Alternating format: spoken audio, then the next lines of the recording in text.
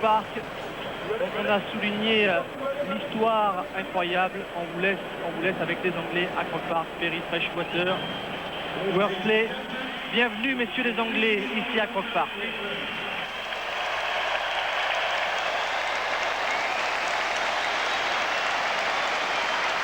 Et l'image ne trompe pas, Jérôme, hein. Le premier grand moment de cet après-midi, c'est que l'Angleterre n'est pas sifflée lorsqu'elle pénètre sur ce stade de Croke Park. Oui, Laurent, mais il fallait s'attendre à cet accueil. Je pense que l'histoire est importante dans tout pays, mais le tournoi Destination, le sport, c'est quand même autre chose. Et je crois que c'est tout en l'honneur du peuple irlandais d'avoir donné cet accueil à l'équipe d'Angleterre.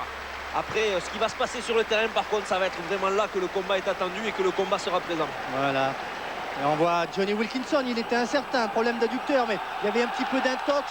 Tandis que vous entendez là la rumeur de la foule maintenant, qui a vu le grand écran, les images, et qui attend maintenant les Verts, les Irlandais, qui souhaitent cette semaine, disons dans la presse surtout, ne pas siffler God Save the Queen, mais chanter encore plus fort notre hymne. Écoutez les Highland qui s'élèvent de Croke Park.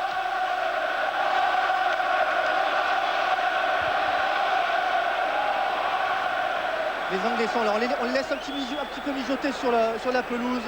Et c'est sûr que les dernières minutes dans le vestiaire irlandais doivent être énormes. Beaucoup de discours, sûrement un rôle très important de Brian O'Driscoll qui n'avait pas pu avoir ce rôle-là contre les Français étant absent, même de Peter Stringer qui a depuis le temps maintenant qu'il joue avec ce paquet d'avant, qu'il connaît, ce paquet du Munster. Automatiquement, il y a ces derniers mots qui vont porter pour ne pas réaliser la même entame de match qu'il y a vu contre la France, qui avait été catastrophique pour l'Irlande, le ballon qu'ils n'avaient pas vu, les Français qui avaient très bien joué, la première mêlée qui avait été perdue. Tout ça, effectivement, dans leur tête, s'est repassé en boucle toute la semaine. Ils ne veulent pas rééditer cette entame de match. Ils veulent absolument marquer le coup d'entrée pour peser sur cette équipe d'Angleterre, pour la faire douter, pour avoir l'avantage du score et leur mettre la pression en permanence. Voilà. Et le public qui est là, qui met un petit peu la pression. Et voilà le couloir. Le couloir avec Mike O'Driscoll, l'ancien joueur de Perpignan, là, au premier plan, remplaçant. Ce couloir-là, avec les hommes en vert qui vont venir. Ils ont perdu leur premier rendez-vous à Croke Park face à l'équipe de France. L'équipe de France magique. Et au passage, on peut tirer un énorme coup de chapeau à Vincent Clerc parce qu'il a marqué cet essai fabuleux. Mais à Jérôme Thian également, qui a pris le renvoi, qui a donné le ballon aux Français pour marquer cet essai. On n'en avait pas beaucoup parlé. Sur cette action, je crois que c'est toute l'équipe qu'il faut complimenter. C'est toute l'équipe qui a mené, qui a su rebondir après la dernière pénalité d'Ogara pour reprendre le score et s'imposer ici, alors que les Irlandais se voyaient déjà gagnants. C'est une leçon quand même qu'aura tiré l'Irlande. Je pense que maintenant, ce sera difficile de replanter les Irlandais une minute avant la fin du match quand il y aura un renvoi qui sera tapé sur eux. Mais surtout que Jérôme Thion ne sera pas là. Donc ce sera peut-être plus simple. Oui, c'est sûr. Je parlais pour un match peut-être qui viendra dans quelques temps au Stade de France. Écoutez, voilà, le public découvre sur le grand écran en même temps que vous l'arrivée de B.O.D. Brian O'Driscoll avec Marcus Horan, avec John Hayes, 70e sélection aujourd'hui. Et voici les Irlandais qui arrivent chez eux à Croke Park.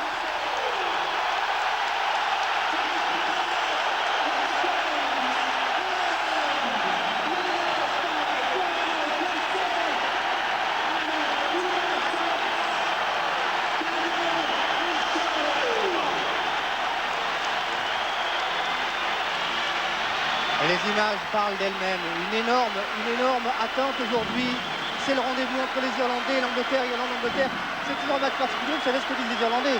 C'est le match qui commence le plus tôt pour l'apéro, qui se termine le plus tard pour la soirée. En général sur le parking de Twickenham, 82 500 personnes et un énorme plaisir. On va maintenant laisser la place au protocole. Il y aura 3 hymnes. Et avant cela, eh bien, on va venir s'aligner, Jérôme, pour la visite de Madame Mary McAleese, la présidente de la République, avec toujours ce public qui travaille.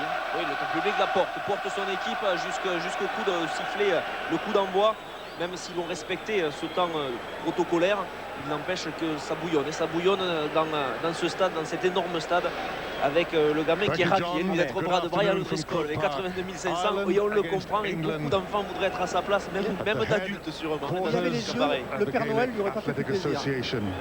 On va c'est Brian O'Driscoll, John Hayes et les Irlandais qui sont là, qui attendent maintenant Mary McAleese. C'est une tradition, c'est la présidente de la République qui arrive maintenant. C'est le protocole. Sur le protocole, il y a également eu un précédent. Bernard Lapassé voulait descendre pour se faire présenter les joueurs irlandais il y a 15 jours. Et en fait, on lui a dit non, président, surtout pas, ça créerait un précédent, on sera obligé de faire pareil avec les Anglais. Donc vous ne verrez pas de dirigeant anglais accompagnant Madame Mary McAleese, qui est bien consciente de l'importance de ce match. Il y a eu des appels au calme. Voilà, ça c'est la petite musique protocolaire.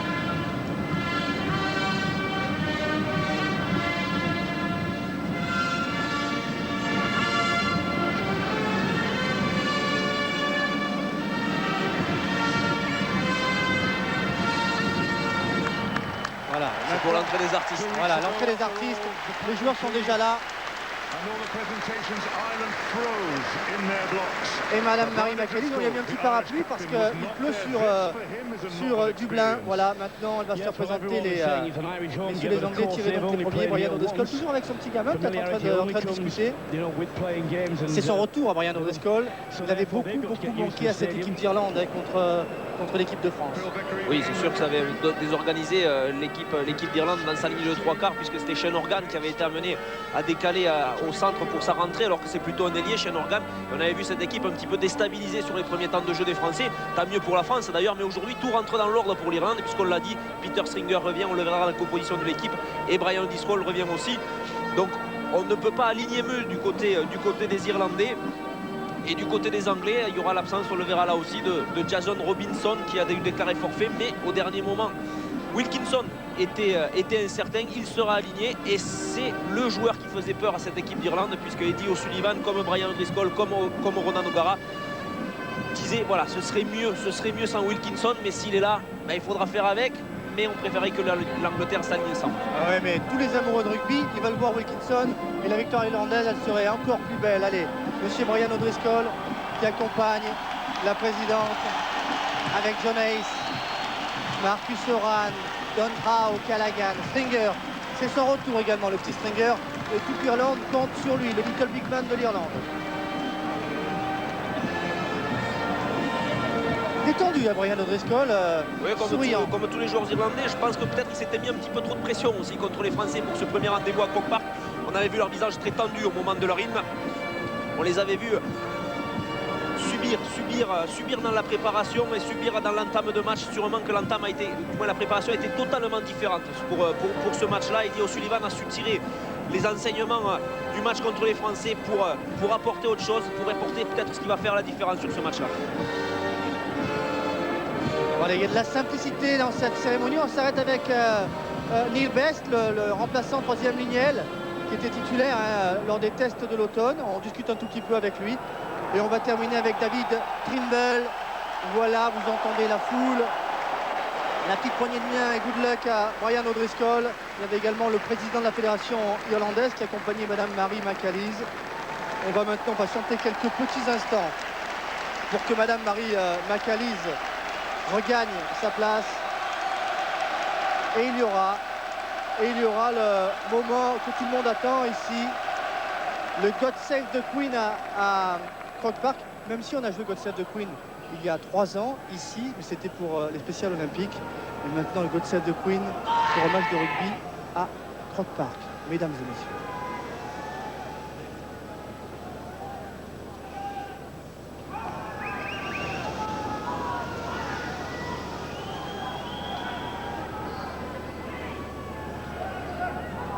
Le respect. On attend que la présidente ait regagné sa place et ensuite on va démarrer. Voilà, Madame McAleese qui a un petit voisin qui n'avait pas vu depuis longtemps, fait la bise. Et le public, eh bien le public qui dit nous on attend ce moment, voilà. Tout le monde est assis, on peut y aller. Maintenant, Croke Park pour le God Save the Queen.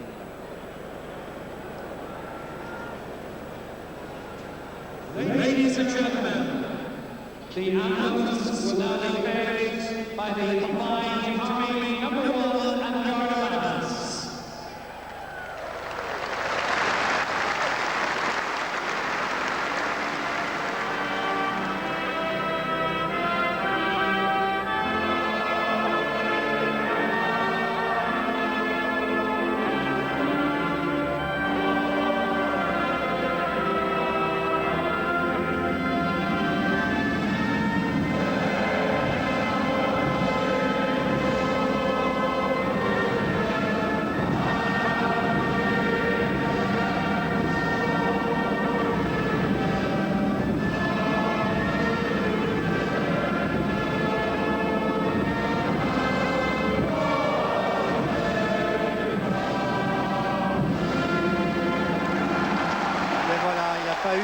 de siffler maintenant. Il va falloir chanter encore plus fort Avron Navian, le chant du soldat, l'hymne de la République d'Irlande.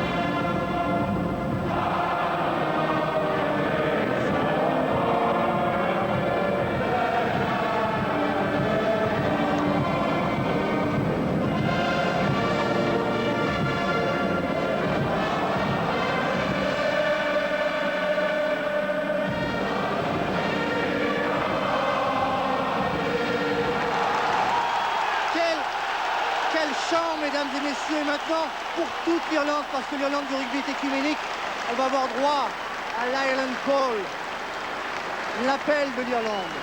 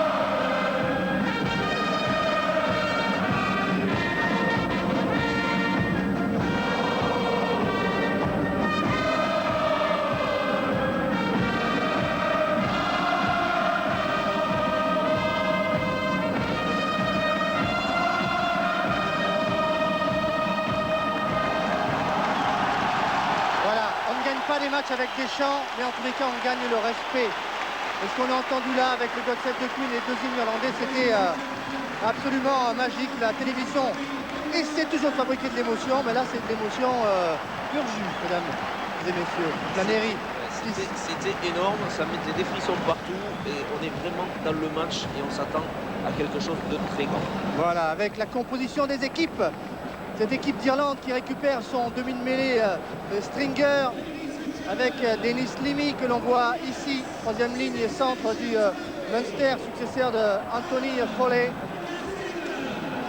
Voilà l'équipe d'Irlande appelée à se confronter aux Anglais, une équipe d'Irlande avec un pack classique. Hein. Oui, pack classique et très peu de retour. On continue à faire confiance à Rory Best au niveau du talonnage et ensuite c'est du classique avec la seconde ligne, absence d'O'Kelly, O'Callaghan et O'Connor. Et les demi, c'est le Munster et derrière c'est tout le Leinster. C'est tout le Leinster, effectivement, avec la composition là aussi classique du Leinster derrière. Dempsey préféré à Murphy. Il faut dire que Murphy avait été moyen contre les Français. Avec les Anglais qui enregistrent le retour de Worsley. Worsley qui avait été effectivement forfait la dernière fois, qui maintenant tient sa place. Donc troisième ligne classique avec Lund et Corey. Voilà, et puis le petit nouveau, le numéro 11, Strettel, première sélection, il remplace Jason Robinson blessé au cou. Jason Robinson blessé au cou, mais Strettel c'est un joueur qui a de grosses qualités, il va très vite, il est le meilleur marqueur d'essai actuellement du championnat anglais, donc ce sera un joueur qu'il faudra se méfier, bien entendu s'il a les ballons, puisque le but des Irlandais c'est de monopoliser le ballon et de mettre des temps de jeu énormes à cette équipe d'Angleterre. Joël Dumais, c'est le Français qui arbitrera ce match. Joël Jude, pardon. Joël Dumais, il s'occupe de faire les règles de l'arbitrage avec Jean-Louis Calmejane. C'est des règles que vous pouvez retrouver sur france2.fr. Toutes les petites subtilités de l'arbitrage avec Jean-Louis Calmejane, Joe Worsley Joe Worsley et les Anglais qui vont donner le coup d'envoi par Johnny Wilkinson. Joel Jude. Oui, apparemment, avec... il a un petit problème de micro, Joel Jude. Ce sont des choses qui arrivent ici. Apparemment, à Croke Park, il y a des problèmes de micro et des problèmes de ligne. Donc, on est en train de l'arranger. Il sera associé à un autre arbitre français, c'est Christophe Berdos à la touche. Un autre arbitre français encore à la vidéo, c'est Romain Poit. Et pour compléter ce trio, eh bien c'est Nigel Whitehouse qui sera à la touche avec comme quatrième arbitre, un Irlandais. Donc, il ne pourra pas rentrer si jamais ça se passe mal. Mais il est présent, c'est Alain Roland. Alain Roland, irlandais francophone, il faut le dire, avec un petit temps supplémentaire là pour arranger le micro de Joel Jude. On l'a vu ce matin, il était tout à fait détendu. Tiens, le petit nouveau, on vous en parlait, Jason Strettel, il a fait le circuit à 7 et là il va découvrir le tournoi par la grande porte. Oui, David Strettel qui effectivement, bien, on va avoir un beau baptême du feu, mais son entraîneur Dean Richards dans le Queens ne doute pas qu'il sera capable de gérer la pression qui est sur lui, qui est sur l'équipe d'Angleterre sur ce match-là et qui saura répondre aux attentes du coach Brian Ashton qu'il a vu mettre 3 essais à Newcastle, réaliser un triplé en championnat anglais et plus ce match, plus des sélections avec le 7, plus des sélections aussi avec les Saxons, l'équipe saxonne qui avait participé à un match exhibition. Et bien ça a permis de sélectionner ce joueur qu'on va découvrir. Au son de Field of Attenborough, le chant du Munster, Johnny Wilkinson va maintenant donner le coup d'envoi du match le plus attendu de l'année dans le tournoi Destination.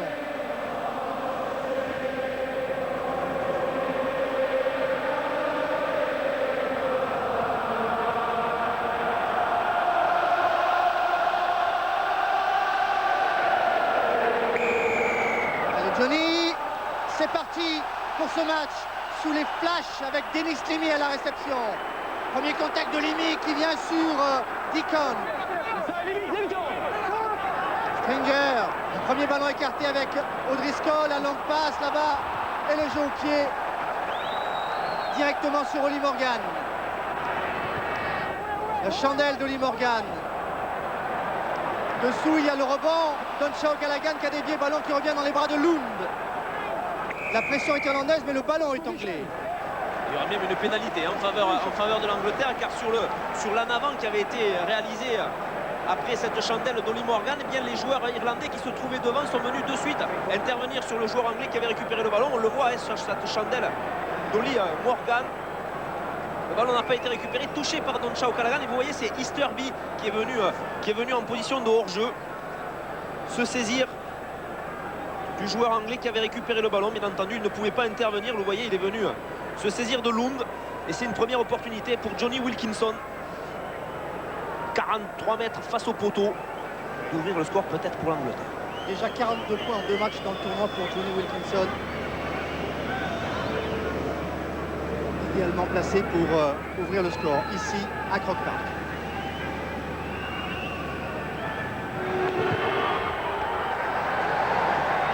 Le coup de pied qui passe entre les barres. Et évidemment, j'ai envie de dire, Johnny Wilkinson qui ne tremble pas, qu'importe le stade, lui garde son efficacité. L'Angleterre mène 3-0. Oui, même s'il est un petit peu tôt, on a vu 2 options prises par les 2 équipes. Première option pour la part des Irlandais, on a essayé de suite le jeu au large, déplacer un petit peu les Anglais et ensuite on a joué au pied. Par contre, Oli Morgan ne s'est pas posé de question. On est sur le registre de l'occupation du terrain pour l'Angleterre et de suite ça a été une chandelle qui a répondu à ce jeu au pied long de O'Driscoll. Pour l'instant, c'est les Anglais qui mènent 3-0. Avec Rucock qui prend ce renvoi. Ballon anglais avec Ellis qui le réclame. Le demi de mêlée de Leicester, excellent. Tandis qu'Easterby avait quelques petits problèmes. La chandelle de Wilkinson. Iki à la réception. L'ailier qui écarte ce ballon. La longue passe d'Ogara pour Dempsey. On était venu main à main là du côté de Morgan. La transmission ne s'est pas faite. Stringer. On a repris la largeur du côté des Irlandais. Il faut l'écarter ce ballon. Avec O'Driscoll, le jeu au pied d'O'Driscoll qui va trouver là. Non, le rebond. Ce n'est pas le rebond du bonheur. Et premier ballon pour Strettel qui calmement peut aplatir. Ils sont pas vernis les Irlandais là. Non, puis on maintient les options de jeu et vous avez vu alors que Wilkinson pouvait choisir de taper en touche, il a choisi de monter une chandelle parce que sur la première chandelle il y avait eu faute des Irlandais, il y avait eu 3 points, donc on reste sur cette option de jeu. Par contre les Irlandais de suite ils ont repris l'option de vouloir faire vraiment vivre le ballon, de l'écarter, une longue sautée pour Dempsey qui était venu de l'arrière. Et puis ensuite, on a rechoisi la largeur. Malheureusement, O'Driscoll ne s'est pas forcément appliqué, il y a peut-être mieux à faire. Mais enfin, on laisse la pression sur l'équipe d'Angleterre. Avec O'Connell qui a récupéré le renvoi. Pression anglaise. Ballon là pour Stringer. O'Gara, cette fois, il a vu que l'ailier était avancé. Il va trouver, lui, la touche dans les 22 mètres de l'équipe d'Angleterre. Ouais, il le fait bien. Un ballon retardé. Les Anglais étaient replacés en défense, donc il a levé la tête. O'Gara, il a vu que Strettle était monté. Pourquoi il était monté? Parce que tout à l'heure, ils avaient joué à la main, ces Irlandais, donc il a anticipé un petit peu. Et là, on a posé judicieusement le ballon derrière le dos du 3 Carrel pour trouver cette touche dans les 22 mètres anglais. 7 points en moyenne pour O'Gara face aux Anglais. Il est bien en dessous de sa moyenne générale. Parce que c'est un grand buteur du rugby international, Ronan O'Gara. Le lancer de Shatter avec Deacon qui a pris ce ballon. Les Anglais qui s'organisent avec un ballon porté, un molle. Bien contré malgré tout. Ils ont des difficultés à le développer. Ils laissent beaucoup de force dans ce combat, alors qu'ils sont très loin, bien entendu, de la ligne. Même s'ils ont réussi à s'extraire, ça va être difficile. Ensuite, on ne pourra passer que par du jeu au pied. Voilà, c'est Loon qui avait le ballon. Ellis par-dessus, directement sur Shane Organ. Organ, milieu de terrain pour Dempsey. Dempsey, il n'a pas de solution. Et il va tout droit, et il le fait bien. Il est mis au sol maintenant, Dempsey. Il a remis son équipe en marche avant. Et les Irlandais qui sont récompensés de leur initiative. Le plaquage manqué de Wilkinson sur Dempsey, qui était plutôt dans une position défavorable, et 1 contre 2, et pourtant il a réussi à passer entre Wilkinson et Farrell. Et ensuite sur la zone de plaquage, vous voyez, c'est le demi de mêlée, c'est Ellis qui était en position de hors-jeu. Il se relevait, mais il était dans le camp des Irlandais, alors qu'une mêlée spontanée s'était formée. Il ne pouvait pas intervenir, du moins en rentrant par le côté irlandais. Il est quand même venu taper dans le ballon, pris par Joel Judge. Première tentative de pénalité pour Ronan O'Gara. Elle est bien placée, environ 38 mètres face au poteau, légèrement sur la droite. C'est une occasion égalisée pour Ronan O'Gara et l'équipe d'Irlande. 35 mètres exactement. Ok.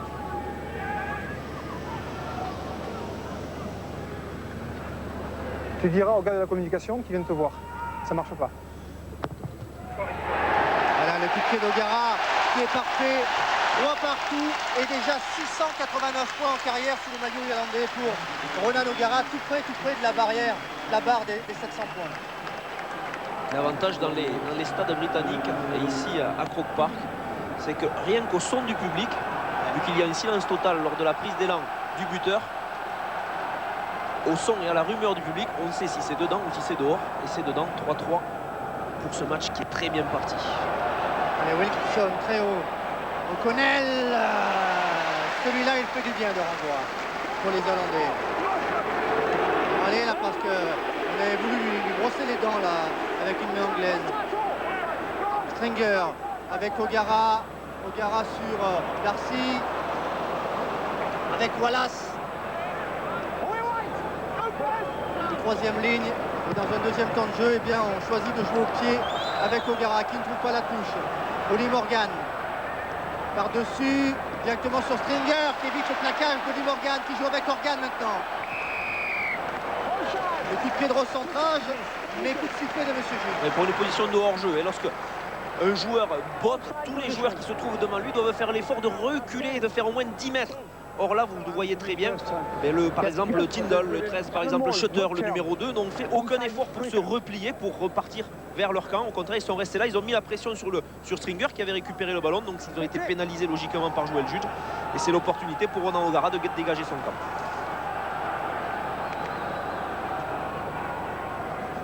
Allez, là, le coup de pied d'O'Gara pour ramener le jeu dans le camp anglais.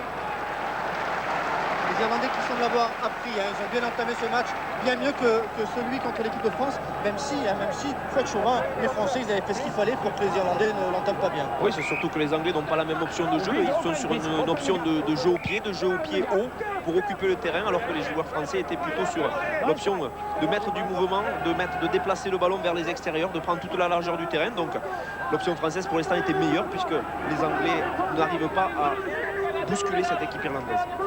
Allez, le lancer de Rory Best, O'Connell à deux mains. Et on progresse avec Marcus Oran qui est là. Moll n'était pas formé, on passe par le sol. On va extraire ce ballon. Le départ d'Easterby avec Limi. Contré là par Martin Corey. Un gros boulot. Stringer avec O'Gara. O'Gara qui joue là-bas dans l'angle de Strettel. Bon repli défensif de l'ailier anglais.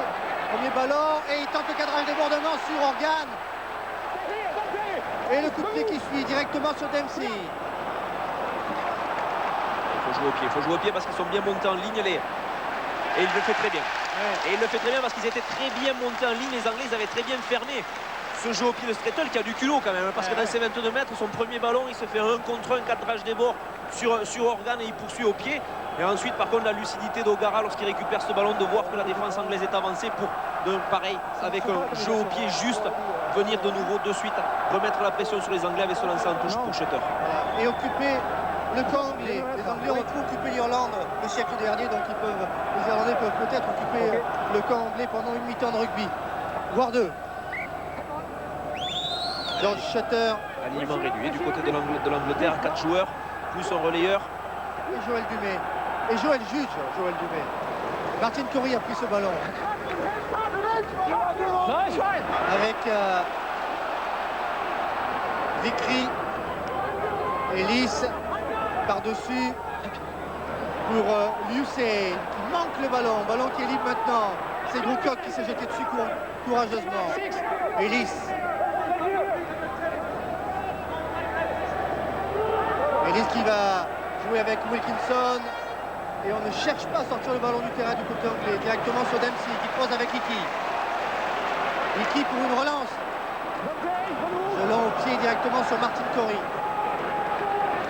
Milieu de terrain, c'est la bataille de l'occupation du terrain. Wilkinson, long, dans les bras d'O'Gara.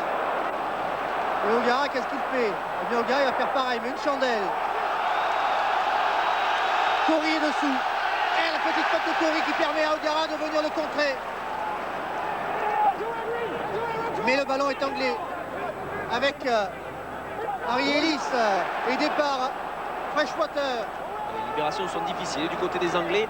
Le combat au sol est âpre. Pour l'instant, c'est les Irlandais qui sont plus performants. Donc ensuite, c'est délicat pour les joueurs anglais de s'en sortir. Et cette fois-ci, c'est Tyndall qui vient suppléer Wilkinson pour se dégager. Mais les Anglais ont quand même la qualité de très bien monter, de très bien fermer après le jeu au pied de leurs joueurs. Martin Corey en 2 temps qui a réussi quand même à contrôler le ballon sous la pression d'O'Gara pour s'en sortir derrière. Mais les Anglais ont quand même la première chose qu'il va falloir qu'ils consolident, c'est leur sortir de balle. Pour l'instant, ils sont bousculés au sol au niveau des Irlandais et donc avantage à l'Irlande. Voilà, l'Angleterre qui n'a pas battu l'Irlande depuis 2003, depuis le match pour le Grand Chelem avant la Coupe du Monde. 3 victoires irlandaises consécutives. La dernière, on était ensemble, c'était l'an dernier au mois de mars avec un essai d'Organ à 2 minutes de la fin. Rory Best et un lancer qui est récupéré par les Anglais avec Martin Corey qui passe par le sol. Le départ de Groocock maintenant. Ellis pour Wilkinson, premier ballon pour Farrell. Farrell, le crochet intérieur avec un ballon qui sort maintenant et le contre irlandais. Strettel, contré là par Organ, mais Strettel il s'en sort bien. Le coup de pied par-dessus. Dempsey, de volée. Intéressant Strettel. Par contre, attention, puisqu'il est pris dans le regroupement, peut-être que le fermer là-bas, il y a un 2 contre 1. Oui, c'est fait, il l'a vu, Stringer. Avec O'Gara qui a passé les bras. Et la faute de main de Organ, mais c'était pas facile. Hein. Après, la passe de Marcus Oran. L'intelligence de Stringer. Peter Stringer, il a vu que celui qui était intervenu sur Dempsey, qu'il avait plaqué, c'était Strettel, c'était l'ailier côté gauche. Et donc, il manquait du monde, puisque vous voyez qu'il y a le 15, Oli Morgan qui est obligé de venir compenser. Donc derrière, il n'y avait plus de couverture. Donc ce jeu-là, dans le fermé, avec le surnombre qu'il y avait, peut-être un coup de pied aurait été judicieux derrière, vu qu'il n'y avait plus de couverture de la part de l'Angleterre. Ça aurait permis à l'action d'aller un petit peu plus loin. Le coup d'œil de Peter Stringer qui avait peut-être manqué la semaine dernière, il y a 15 jours, à cette équipe d'Irlande contre la France. Allez, on va refaire cette mêlée. Vous avez vu que l'Angleterre est plus lourde que l'Irlande. Closer, ok. Donc voilà, c'est l'un des rares avants à ne pas peser 100 kg. Et puis 96 kg pour David Wallace, le frère de Richard Wallace, Paul Wallace, tous deux Lions. Une famille de rugbyman. After his touch. Allez, Joël Juge. Explique les commandements, hein, puisqu'il y a eu quelques soucis sur cette introduction en mêlée. Donc on remet tout à plat, on écoute et on rentre. Là par contre on est en difficulté du côté de l'Irlande. On laisse quand même jouer. Et pourtant Marcus Horan n'était pas forcément très bien face à Phil Vickery. Et le salut des Anglais ne passe pas que par la mêlée, mais il passe aussi par la mêlée. Bien sûr, même si on l'a vu, pour l'instant en touche, ils ont réussi à prendre un ballon sur le lancer irlandais. Donc les phases de conquête sont très importantes, bien entendu. La touche d'autant plus. Et cette fois-ci, ça y est, il est pris Marcus Horan. Il a lâché sa liaison, mauvaise liaison. Il était même d'entrée, il avait mis sa main vers le bas. Vous le voyez, ce coude qui va vers le bas, donc qui essaye de tirer son vis-à-vis pour l'amener vers le sol, alors que sa liaison aurait dû être au niveau de l'épaule ou au-dessus de l'épaule de Phil Vickery. Ce n'était pas le cas, c'est pour ça qu'il a été pénalisé. Alors il y a une info, c'est que après les 50 mètres, Wilkinson il ne tape pas les pénalités, il trouve la touche. Il peut faire beaucoup Wilkinson, mais il ne peut pas tout. Dans tous les cas, cette pénalité elle permet aux Anglais de revenir jouer dans le camp des Irlandais. Il a été incertain parce qu'il a été très fatigué tout au long de la semaine, et puis il avait un petit souci avec sa jambe, donc il ne veut sûrement pas la solliciter d'aussi loin. Avec Farrell qui rejoue avec Wilkinson, c'est bien fait, ça pour Strettel qui est venu de son aile. Strettel contré la parole Driscoll, retourné, il a plus les pieds par terre, mais il a gardé le ballon dans son camp. A priori, Ellis qui ne choisit pas le petit côté avec Farrell qu'on voit beaucoup, avec Shatter maintenant le talonneur. Shatter qui était venu dans la ligne, c'est dommage parce qu'il y avait un surnombre à l'extérieur. Là par contre ils sont en infériorité numérique, les Anglais. Il va falloir créer quelque chose, c'est Wilkinson qui essaye et ils arrivent à avancer. Wilkinson poussé là par Easterby. Ellis à la passe qui est imprécise. Farrell qui essaie de conserver le ballon. Il faut s'organiser du côté des Anglais avec Harry Ellis. Ellis pour Shatter sur Wallace avec le soutien de Easterby. Pour l'instant la troisième ligne qui fait du bon boulot, troisième ligne irlandaise qui fait du bon boulot, et on a contré les Anglais devant, auprès. Et on les a contrés, ils ont été contrés effectivement devant, et Stringer de nouveau avait vu qu'il n'y avait plus du tout de couverture, parce qu'Oli Morgan il vient systématiquement se mettre dans la ligne d'attaque. Et là on le voit, Shutter pris par Easterby et par Wallace, renvoyé chez lui sur le reculoir, et même en tombant le ballon va être éjecté et revenir dans les pieds irlandais. C'est pour ça, suite à cet en avant, que le ballon sera rendu avec mêlée pour Peter Stringer, l'équipe d'Irlande. Et la mêlée avec le départ de Limy qui passe par le sol. Stringer, la passe directement pour Darcy sur les appuis, il arrive à faire le petit mètre qui met son équipe dans la marche avant. On passe par le sol avec Stringer O'Gara, O'Driscoll avec Dempsey qui est venu à hauteur. On essaie de rejouer, qui ramasse pour Stringer. De l'autre côté, c'est bien fait pour Limy, directement sur Deacon. Stringer avec Darcy pour Organ avec Limy sur un pas. Belle défense une nouvelle fois de Strittle qui est en infériorité. Il était 1 contre 2 voire 1 contre 3, il n'a pas hésité, il est venu de suite couper le joueur qui allait prendre la balle pour lui éviter de faire la passe. Très bonne défense et très bon match et très bon début de match de ce novice. Vous le voyez là, il est venu de suite intervenir alors qu'il y avait un 2 contre 1 à jouer. Là aussi c'était à Easterby de garder un mètre de retrait supplémentaire pour éviter justement l'intervention de ce 3 et décaler son ailier. Il n'a pas pu le faire ou il n'a pas su le faire. Ça a profité à l'équipe d'Angleterre et à sa défense, mais on récupérera quand même le ballon pour Stringer sur mêlée. Allez, ballon dans les pieds de la troisième ligne, le départ là, c'était contré par Lund. Et pénalité en faveur des Irlandais. Histoire de demi de mêlée, vous allez voir le pied, regardez le pied d'Harry Ellis qui va renvoyer. Alors que le ballon allait sortir, paf, allez, je te le renvoie dans la mêlée. Comme ça, je mets en difficulté l'équipe d'Irlande, mais ça n'a pas échappé à Joël Juge. Et la règle, on la rappelle, on a le droit de jouer le ballon seulement. C'est-à-dire que le numéro 9 ne doit pas dépasser la ligne de hors-jeu qui est... Cette ligne de hors-jeu, il faut la regarder par rapport au ballon. C'est-à-dire c'est la ligne qui passe par le ballon. Donc le demi de mêlée doit être toujours derrière le ballon lorsqu'il est encore dans la mêlée. Et le ballon sort de la mêlée à partir du moment où il dépasse les pieds du numéro 8, à partir du moment où celui-ci reste lié, ou à partir du moment où le numéro 8 veut le ramasser. Voilà. Et en l'occurrence, le pied d'Ellis, il était au-delà du ballon. Il était largement au-delà du ballon. Et puis surtout, on n'a pas le droit, une fois que le ballon est sorti, de le faire rentrer dans la mêlée non plus. Donc plusieurs fois que dans ce cas-là. Allez, les Highlands là, qui s'élèvent de Croke Park. Rory Best, titularisé, il a pris la place de Flannery pour ce tournoi, le talonneur de la province de l'Ulster. Le lancer, la prise de balle de Connell en fond d'alignement. Et la rumeur de Croke Park qui incite les Irlandais à jouer ce ballon porté. tout près de la ligne que vous voyez, la ligne des 22 mètres de l'équipe d'Angleterre. Un ballon qui est lent et nouveau coup de sifflet de Monsieur Judge qui va rendre le ballon aux Anglais.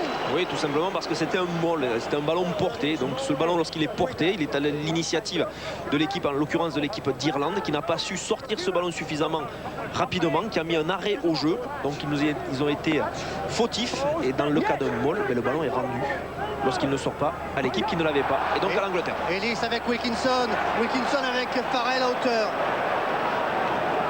Farrell, et voilà. Et oui, Farrell il est allé au contact, mais il y a été lentement, on peut dire. Et puis il a été bien pris par ces deux vis-à-vis qui étaient 2 contre 1. Farrell a été amené très rapidement au sol, on va le voir. Et de nouveau, Wallace qui fait un gros match.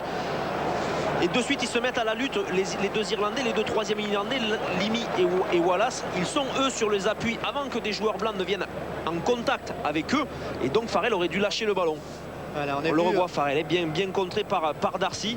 Dans un premier temps, qui le met au sol, qui le plaque très bas. Et ensuite, les deux troisièmes lignes sur leurs appuis qui viennent lutter au ballon. Alors que Farrell n'est plus sur ses appuis, il est pénalisé.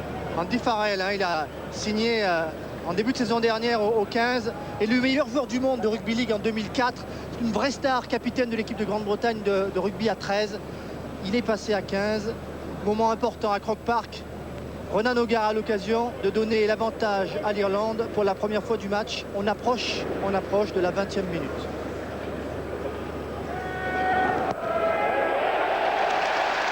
Voilà, inutile de vous faire un petit dessin. 6-3 pour l'Irlande grâce à ce monsieur, Ronan O'Gara. Il concrétise, hein. Oui, ces 3 points, ces 3 points concrétisent le travail de sa troisième ligne qui est performante depuis le début de la partie. Et puis surtout, il y a une domination territoriale de cette équipe d'Irlande depuis maintenant une dizaine de minutes. C'est ces 3 points qui viennent concrétiser cette domination. 3 points des fois, c'est peu, mais beaucoup d'équipes s'en contenteraient à la fin d'un match parfois, Laurent. Ça, c'est... J'ai envie de dire que je suis d'accord avec vous. Limy a récupéré. Il évite la charge là de Tyndall. Stringer avec O'Gara. Jeu au pied. On fait des choses simples du côté des Irlandais, mais on les fait bien. Lucet va jouer rapidement cette touche directement sur Oli Morgan. Morgan, le jeu au pied. Retour sur Denis Limy dans ses 22 mètres. MC derrière sa ligne de 22 mètres, il peut taper directement en touche. Et c'est ce qu'il fait. Et voilà les Anglais de retour dans leur camp. Oui, le jeu au pied irlandais actuellement est meilleur que le jeu au pied anglais. D'abord parce que lorsque le jeu au pied est un jeu au pied haut, il se fait sous pression, alors que les Anglais ont un jeu au pied relativement trop long dans le terrain, ce qui ne met pas la pression aux Irlandais, ce qui permet, comme cette fois-ci, à Dempsey ensuite de pouvoir trouver une très bonne touche de plus de 50 mètres. Allez, Shutter qui est allé aux nouvelles. Paul O'Connell. Il a perdu avec le Munster face à Leicester, un match décisif de Coupe d'Europe. Le pack de Leicester qui est allé infliger la première défaite du Munster sur son terrain de Common Park. Et bien voilà la réponse de O'Connell sur le lancer de Shutter. Les Irlandais qui ont gagné ce ballon. O'Gara, une chandelle pour tester Oli Morgan. Morgan bien pris par O'Driscoll dans la course. Il y a eu un arrêt de volée, il y a un arrêt de volée qui a été fait par... Et on joue vite avec Ellis. Ellis extérieur pour Farrell. Farrell pour Wilkinson, il n'a pas de solution Wilkinson, il faut bien l'aider du côté anglais. Oui, attendu par O'Connell, je me demande s'il n'y a pas eu plaquage haut. Qu'est-ce qui va être signalé? Joël Judge appelle. Je ne sais pas si c'est un plaquage haut, si c'est Marcus Oral ensuite qui est venu rentrer illicitement dans cette mêlée spontanée, ça se chamaille un petit peu. Voilà, on va appeler O'Connell et puis peut-être Wilkinson. O'Driscoll, du moins pour le capitaine, on appelle dans ce cas-là. Voilà, monsieur Judge. J'ai bien dit Judge, j'ai pas dit Dumais. Avec Paul O'Connell, avec Phil Dickery. C'est Brian O'Driscoll, effectivement, le capitaine. C'est pour un jeu dangereux. Je pense que ça vaudra que la pénalité, pas le carton, mais il y a l'avertissement verbal qui va avec. Ça veut dire qu'à la prochaine occasion, mais ce sera par contre 10 minutes pour aller se reposer. Je suis pas sûr qu'il pouvait sortir O'Connell sur le corner parce qu'il paraît qu'il aurait un passif avec les Irlandais, monsieur Judge. Mais il n'a pas de passe, c'est-à-dire que pour l'instant il leur porte pas chance. Il leur porte pas chance. Non, puisque la défaite du Munster dont vous parliez tout à l'heure, Laurent, face à Leicester, effectivement c'était Joël Judge qui arbitrait. Mais bon, au match aller, au match aller. C'était aussi Joël Jude. C'était Joël Juge et le Munster s'était imposé au Leinster. Joël Jude, il arbitrait également cette année la province du Leinster à Édimbourg. On avait commenté ce match avec Jean-Luc Calmejane et Édimbourg s'était imposé. Là, penser que M. Juge, les Irlandais ne peuvent pas gagner si M. Juge arbitre, c'est évidemment faux. On revoit. Là on revoit, il y avait faute en plus, il y a eu le marque, mais en plus O'Driscoll avait pris leur joueur anglais en l'air, donc il y aurait pu y avoir une pénalité à la place de l'arrêt de volée. Allez là, la défense des Irlandais là qui ramène les Anglais chez eux, et la poussée collective des Irlandais leur procure une pénalité évidemment saluée par le public de Croke Park. Les Anglais pénalisés, déjà 5 pénalités contre eux alors qu'on joue depuis 22 minutes, ça fait beaucoup. Oui, pénalisés parce que bon, de toute façon les deux équipes ont été pénalisées, et 5 pénalités du côté des Anglais, 3 pénalités du côté des Irlandais. C'est surtout que dès que l'équipe est mise sous pression, elle se met à la faute, donc moins de discipline et d'un côté et de l'autre, mais pour l'instant comme c'est les Irlandais qui dominent un petit peu plus les Anglais, eh bien les Anglais sont un peu plus pénalisés. Voilà, cette image montre à quel point les conditions sont difficiles, les pneus sont tout là. Ouais, mais malgré ces conditions-là, il y a eu peu de mêlées. Les acteurs pour l'instant sont très habiles et espérons que ça continue. Darcy après un ballon pris par O'Connell sur touche. Stringer, on a changé de côté avec Organ maintenant, le jeu au pied d'Organ, le ballon qui reste sur le terrain, on estime qu'il a été bousculé, ou Oli Morgan en 2 temps qui est obligé de concéder la touche dans ses 22 mètres. Moment important de cette première mi-temps. Ballon glissant et ballon humide, alors qu'on revoit. Oui, Stretton ne fait pas forcément action de jeu. Par contre, il prend un coup de coude dans la figure de la part d'Organ, et d'ailleurs il est encore au sol, Stretton. Là c'est Oli Morgan. Stretton est en train de se replacer. Lentement mais sûrement, on a la sensation que les Irlandais ils prennent le match en main quand même. Oui, ils ont le monopole du ballon, et pour l'instant ils laissent quelques miettes aux Anglais qui eux, lorsqu'ils ont la balle, alors qu'on revoit bam, la petite manchette, le petit coup de coude d'Organ. C'est le raffut du facteur. Oui, il y avait Nigel Whitehouse qui était placé juste à côté, donc il n'a pas jugé utile de signaler cette faute. Mais pour l'instant les Anglais n'ont que des miettes. Avec ces miettes, pour l'instant ils se débarrassent souvent du ballon, et la pluie redouble d'intensité. O'Connell systématiquement sollicité par pénalité les Irlandais. Faute de Martin Corey, puisque rappelons aussi la règle en touche, et lorsque les joueurs sont en l'air, on n'a pas le droit de les prendre, on n'a pas le droit de les toucher, on n'a pas le droit de les enlacer, comme ça a été le cas entre le numéro 8 anglais que vous voyez et Paul O'Connell. On ne peut saisir le joueur qu'à partir du moment où il a remis le ballon au sol. Lorsqu'on est en l'air, on ne peut chercher qu'une chose, à capter la balle et à ne toucher personne d'autre. Ça n'a pas été fait par Martin Corey. Nouvelle possibilité pour Ronan O'Gara sous les trombes d'eau de prendre 3 points de but. Voilà, Martin Corey, c'était le capitaine de l'Air Robinson. Le moins qu'on puisse dire, c'est que ça ne lui a pas vraiment réussi. Et là, il est pénalisé. Ronan O'Gara a une nouvelle occasion de concrétiser la domination territoriale de ses copains avec cette pénalité sur la ligne des 22 mètres, mais excentrée sur la droite des poteaux. On dit que sous une pluie maintenant intense.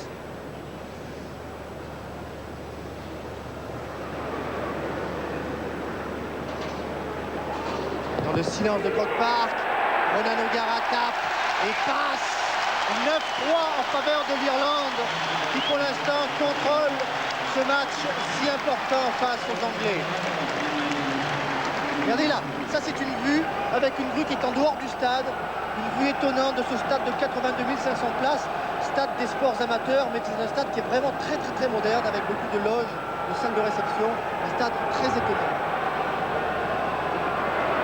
Et la pluie qui est en train de s'abattre sur Croke Park va changer automatiquement la donne sur les options tactiques, sur les options de jeu. On va voir sûrement beaucoup plus de jeu au pied se développer de part et d'autre, et puis surtout du jeu d'avant. On va jouer debout sûrement du côté et des Anglais et des Irlandais, porter beaucoup le ballon, jouer dans les fermés pour éviter les fautes de même, pour éviter de perdre des ballons.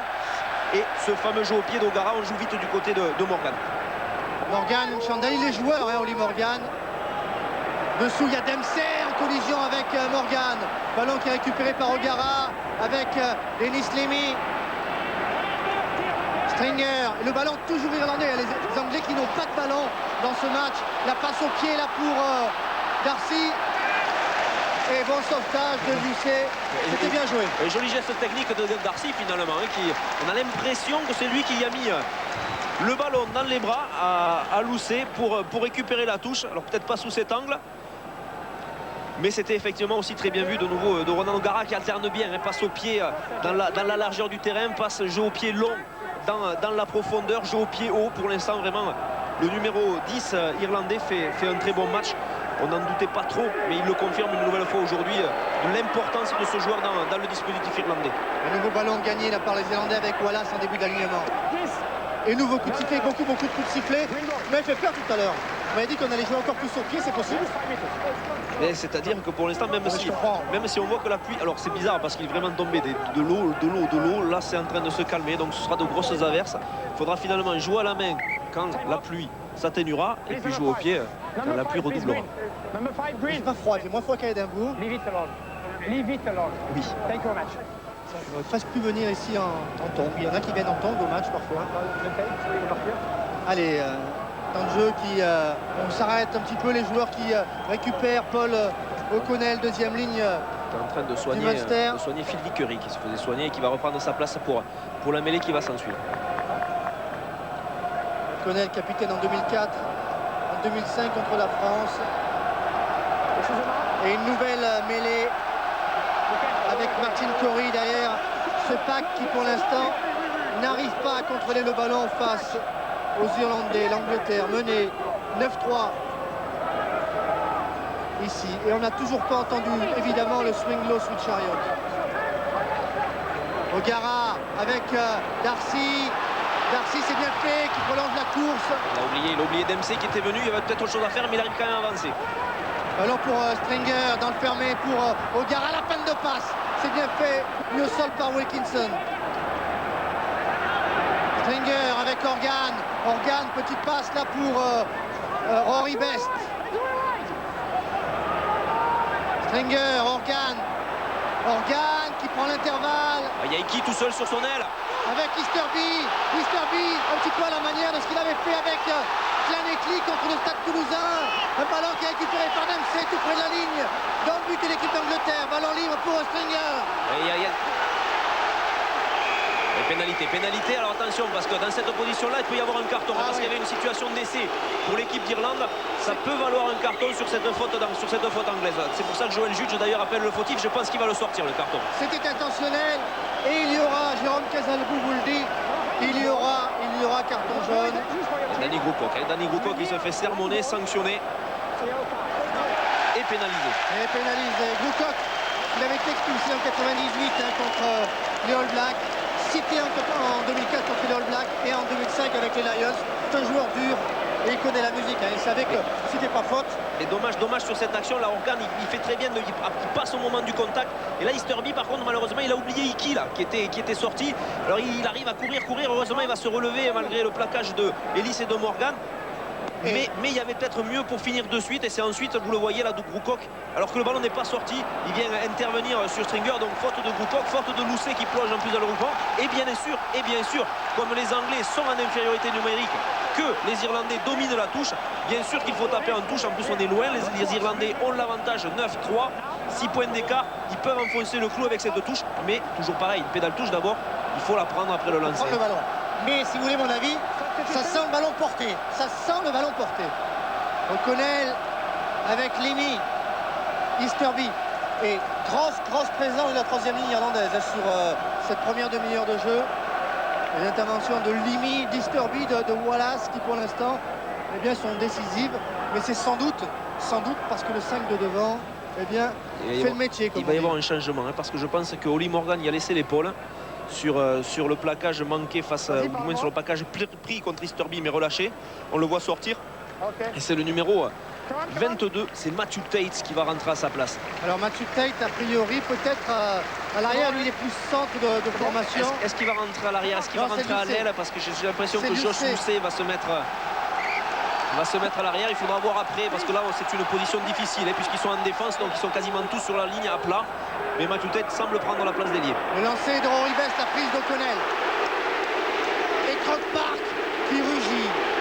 Écoutez Croke Park qui accompagne la poussée des avants irlandais. Avantage en course, il n'y a pas essai. On reviendra à une pénalité pour le toujours pour Stringer. Stringer, la passe sur le côté avec Bristol. il y a essai. Dempsey, premier essai irlandais ici à Croke Park.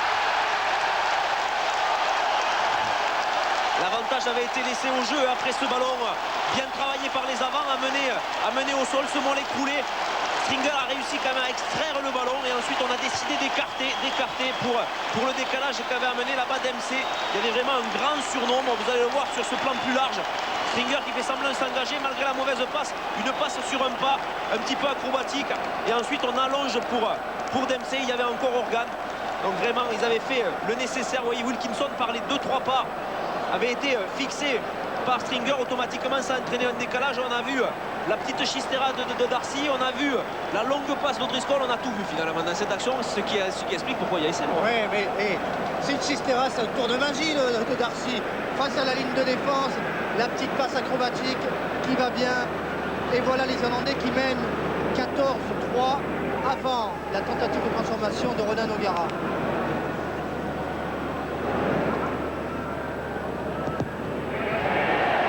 Ça passe, l'Irlande mène 16-3. Les Irlandais sont fidèles au rendez-vous qu'ils avaient fixé à leur peuple ici à Croke Park face aux Anglais. On voit la longue passe d'Odriscoll et puis chose qu'on voit rarement, les longues passes on les voit surtout vriller maintenant dans le rugby. Eh bien O'Driscoll il a montré qu'on pouvait faire une longue passe sans qu'elle soit pour autant vrillée. D'ailleurs ça lui a permis de lober. C'était Strettel qui était venu intervenir. Il avait essayé de couper, mais cette fois-ci, ça n'avait pas marché. O'Driscoll avait vu l'intervention de l'ailier. Il avait sauté le joueur sur lequel il était venu monter, Strettel, pour offrir cet essai à Dempsey. Écoutez, le Field of Athenry qui va résonner dans Croke Park parce que le peuple est content ici de la prestation des Irlandais. Wilkinson sans solution, contré par les avants irlandais. Ils se consomment beaucoup au sol, les avants anglais se consomment beaucoup au sol, donc ensuite ça manque de soutien derrière leurs trois quarts, ils sont bousculés dans le jeu au sol et là c'est Martin Curry, un contre deux qui se fait refouler. Ouais, renversé pareil, c'est Doncha O'Callaghan.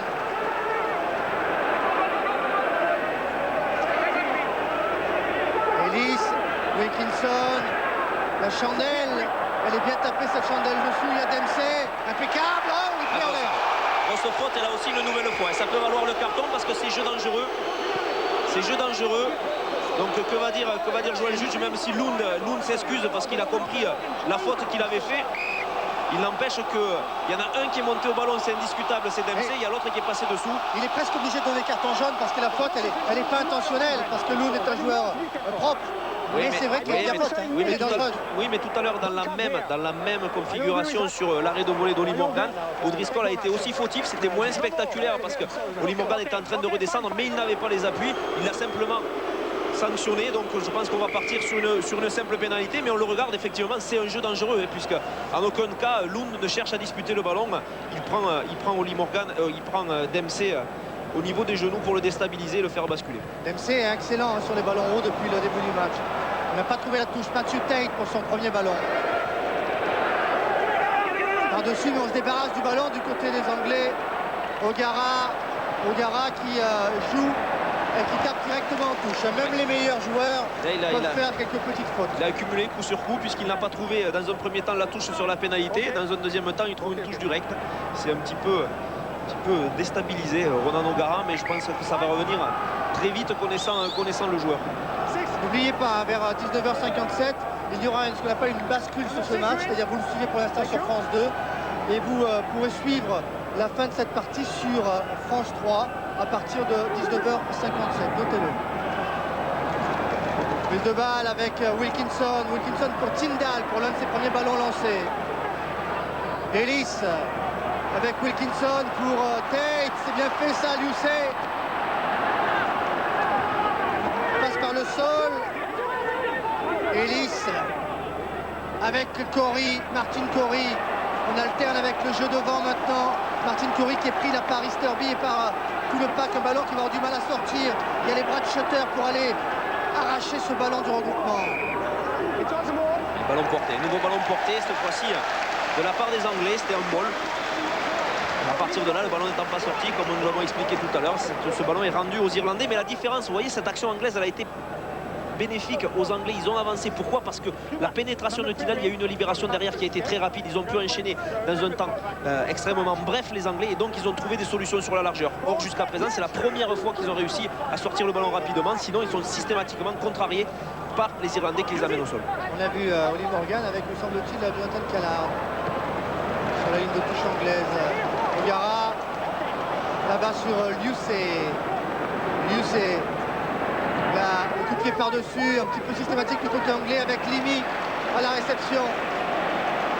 Limy qui redonne le ballon à son équipe avec Stringer, et le jeu au pied d'O'Gara qui cette fois ne va pas trouver la touche. Matthew Tate dans ses 22 mètres. Le coup de pied du remplaçant anglais qui s'est placé à l'aile. On estime qu'il n'était plus dans ses 22 mètres. Non, on estime surtout que c'est lui qui avait rentré le ballon dans ses 22 mètres et ensuite il a tapé directement en touche. Or, lorsqu'un joueur rentre le ballon dans ses 22 mètres, il ne peut pas taper. Il aurait dû faire une passe dans un premier temps pour qu'ensuite il puisse être botté en touche. Il n'a pas eu la lucidité de faire cela. C'est pour ça que Christophe Berdos est revenu avec un lancer boyer. Voilà, regardez, hop, il le rentre dans ses 22 mètres. Christophe Berdos ne s'est pas trompé. Très bon arbitrage à 3 de la part du trio arbitral. John Callaghan, Stringer, O'Gara qui est mis à hauteur avec O'Driscoll qui croise avec Organ. Il a le soutien, il cherche Organ. Organ par le sol maintenant. Quelle combinaison là des Irlandais. Gourmand, Stringer avec la petite passe à l'intérieur là.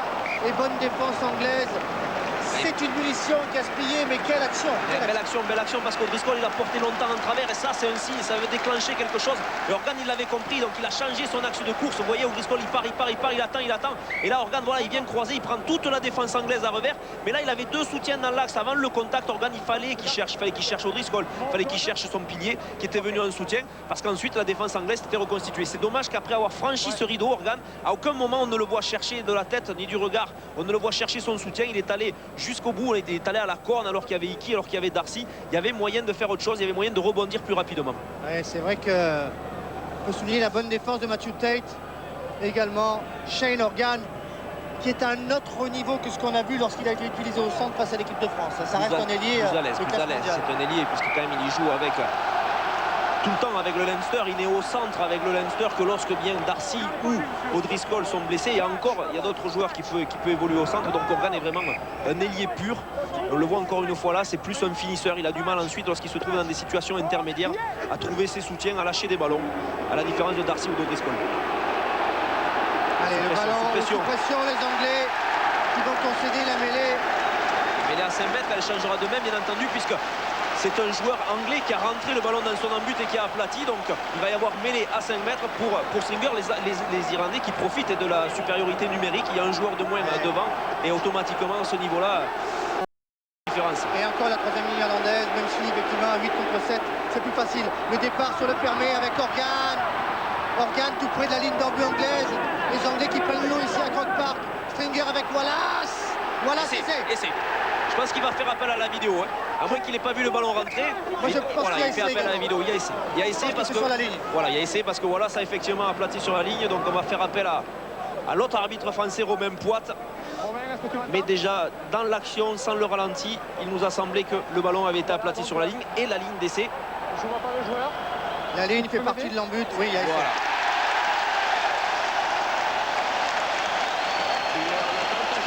Il y a eu des arbitres vidéo qui ont eu des vidéos beaucoup plus difficiles. Et là, je pense que Romain Poite, pour sa première vidéo, dans le tournoi Destination, devrait accorder l'essai sans problème.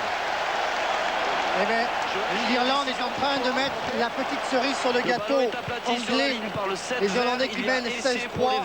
Si cet essai est accordé comme on le soupçonne, voilà, c'est fait. Eh bien, Croke Park se lève. Les Irlandais mènent 21-3 face à l'Angleterre, avec la transformation à suivre pour Ronan O'Gara. Croke Park est ivre de bonheur ici, parce que l'Angleterre est dominée. Et soyez certains.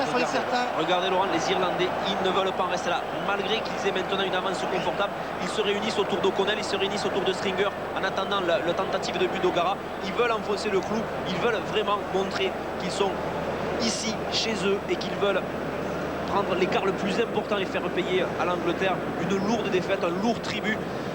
Ils sont sur une grosse période de domination, ils viennent de la concrétiser par cet essai. Je vous annonce derrière, à mon avis, le Field of Attenroy. dans les travées de Croke Park. Le coup de pied d'Ogara qui passe. L'Irlande mène 23-3 face à l'Angleterre. Alors qu'on est en première mi-temps et 699 points sous le maillot irlandais pour Ronan O'Gara. On peut mettre facilement une pièce sur les 700. Allez. Les beaux joueurs, hein, Jérôme Casalbou. En début de match, peut-être pas, mais maintenant on peut la mettre la pièce. Voilà, on s'est arrêté sur Wallace parce que la troisième ligne irlandaise fait un match énorme aujourd'hui. O'Connell, impérial dans les airs.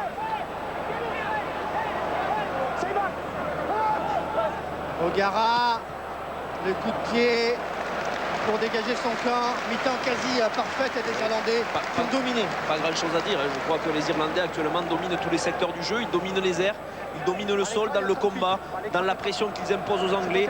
Ils ont des libérations qui sont rapides, ils ont un demi d'ouverture qui alterne bien entre le jeu au pied et le jeu à la main. Et comme vous le disiez, les chants arrivent. Comme quoi finalement vous connaissez bien l'Irlande, Laurent. Ouais, le fil of Adenroy. Parce que le peuple est content, alors le peuple chante ici, écoutez.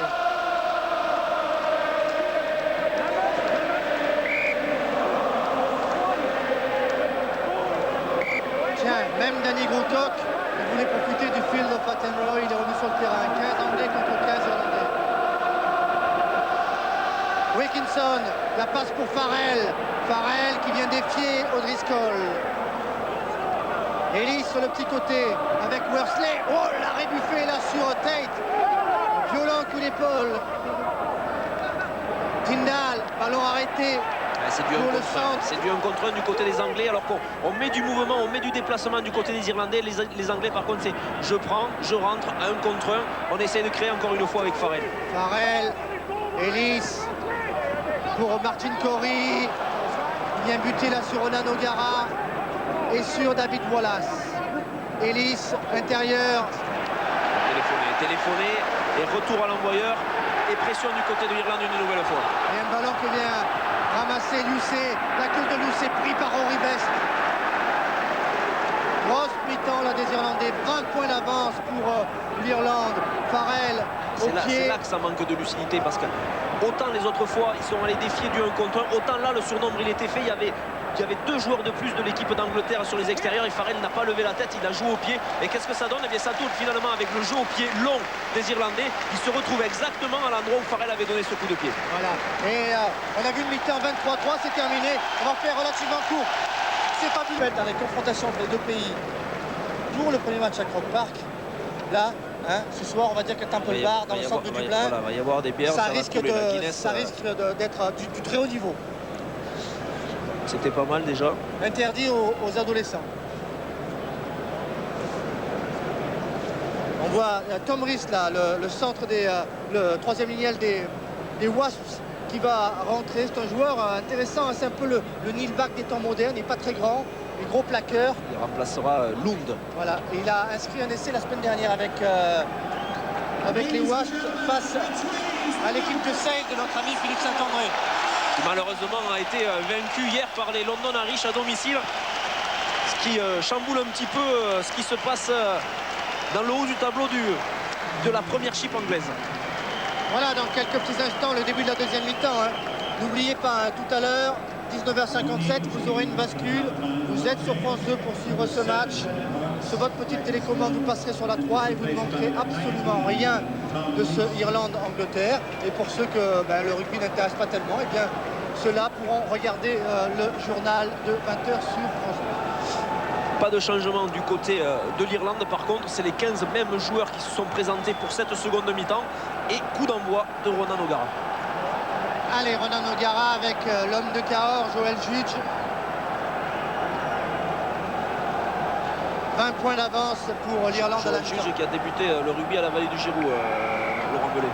Il a débuté à la Vallée du Giroux. La Vallée du Giroux qui a un match très important demain à l'île Jourdain. Voilà. Ellis a récupéré ce ballon. Il a récupéré les deuxièmes lignes de l'équipe d'Irlande lancées comme des obus. Wilkinson en position de demi-mêlée pour Mike Tyndall sous pression. Mais le lancer sera anglais. Et sous pression. pression, hein, Tyndall. Oui, c'est Wilkinson qui a choisi Tyndall, alors qu'il y avait Farrell aussi qui s'était mis dans une position un peu plus reculée, plus protégé par son pack, alors que Tyndall était vraiment pris par la seconde ligne et la troisième ligne. On était monté en force. Et sur Tyndall, d'ailleurs, on a vu Farrell, l'expression de Farrell qui a levé les bras. Il pensait que c'était lui qui allait plutôt être sollicité par Wilkinson et non Tyndall. Comme quoi la pression, on n'attendra pas ce soir pour la mettre du côté des Irlandais. Ballon gagné là par les Anglais. Harry Ellis. Ellis, il a fait feinte par-dessus, il part, il a des jambes. Ellis, il avait été absolument époustouflant lors du match d'ouverture face à l'équipe d'Écosse. Et ballon gagné par Marcus Horan. Avec Stringer, avec Wallace qui est partout. Wallace qui transmet avec Limy maintenant. C'est trop tard. Ballon récupéré par les Anglais. Ouais, trop tard et même perdu. C'est un contact qui a été sifflé entre deux joueurs irlandais ou un en avant. Peut-être on va revoir l'action. Mais il y avait un coup à jouer. Quand le ballon est récupéré comme ça, il faut l'éloigner le plus rapidement possible de la zone de récupération. C'est là où sont les espaces, c'est là où sont les surnombres. Et il y avait un surnombre énorme du côté de l'Irlande là-bas sur le coin gauche. Malheureusement, les troisièmes lignes, Wallace et Limy, ne l'ont pas vu et ont préféré aller à la percussion, alors que Martin Corry a perdu de lentilles. Problème de lentilles, si Corry perd la vue, cette fois, les Anglais seront dans le trouble. Pour de bon. Martin Corry, un vrai joueur de rugby. Bon, c'est tous des joueurs de rugby évidemment, mais c'est un... La culture de Leicester, gros combattant, joueur avant qui ne rechigne pas à toutes les tâches ingrates. Martin Corry qui peut également jouer deuxième ligne, même si depuis quelques années, depuis le départ des monstres d'Alaglio, Hill, Bach, eh bien, il s'est fixé dans la troisième ligne. Et la mêlée qui trinque, même maintenant à 8 contre 8, la mêlée anglaise qui se fait bouger, bousculer. Ouais. C'est Phil Vickery, vous voyez, Phil Vickery qui a été pris pour un problème de liaison. C'est le juge de touche là-bas qui a signalé de ce côté, alors que c'est de l'autre côté que ça s'est passé. On ne le verra pas là au niveau de l'image. Ouais, la première ligne anglaise. C'est le pilier droit, Phil Vickery qui a été sanctionné. C'est Christophe Berdos qui a donné cette information à Joël Judge, ce qui va permettre à Ronan O'Gara d'augmenter l'écart anglais, l'écart irlandais. Vous voulez dire que c'était du côté droit de la mêlée anglaise que ça se passait mal et que donc notre ami Freshwater, avec Fresque, comme on dit à l'USAP là-bas, eh bien, avait de la difficulté, lui qui parle un français parfait. Il dit toujours voilà. C'est un type charmant, néo-zélandais de naissance, Freshwater, qui fait les beaux jours de Perpignan et de l'Angleterre, même si en ce qui concerne les beaux jours, les Anglais repasseront. Ils sont menés 23-3 par même 26-3 par l'Irlande, grâce à cette pénalité d'O'Gara qui passe la barre des 700 points, 702 points sous le maillot de l'équipe d'Irlande. Et Jérôme Casalbou, nous avons gagné des sous chez les bookmakers. Voilà, a gagné son pari, plus de 700 points pour O'Gara dans cette soirée magique pour le rugby irlandais. Allez, renvoi. Martin Corry qui a failli capter, mais encore une bonne prise de balle des Irlandais qui vont de suite se dégager. On cherche les extérieurs. Là, on s'infiltre avec Darcy qui perd ses soutiens de Wallace. Ballon récupéré par Stringer. Stringer dans les 22 mètres. Le coup de pied là de Marcus Horan. Oui, j'avais un petit doute, mais c'est Marcus Horan. C'est bien lui. Mais il fait tout Marcus Horan. Là, ils font tout aujourd'hui les Irlandais. Pour l'instant, tout leur sourit et tant mieux pour eux. Mais il faut quand même rester aux bases. Si un pilier commence à buter, on n'est pas sorti de l'auberge. Allez, Freshwater, on a bien fait de parler de lui parce qu'il s'en va, remplacé par Julian White. Julian White, le pilier de Leicester, lui aussi un sacré client. Changement du côté anglais, on essaie de trouver la solution. Déjà 2 hommes changés dans le pack anglais. Fond d'alignement, Corry, gêné, ballon récupéré par Groocock.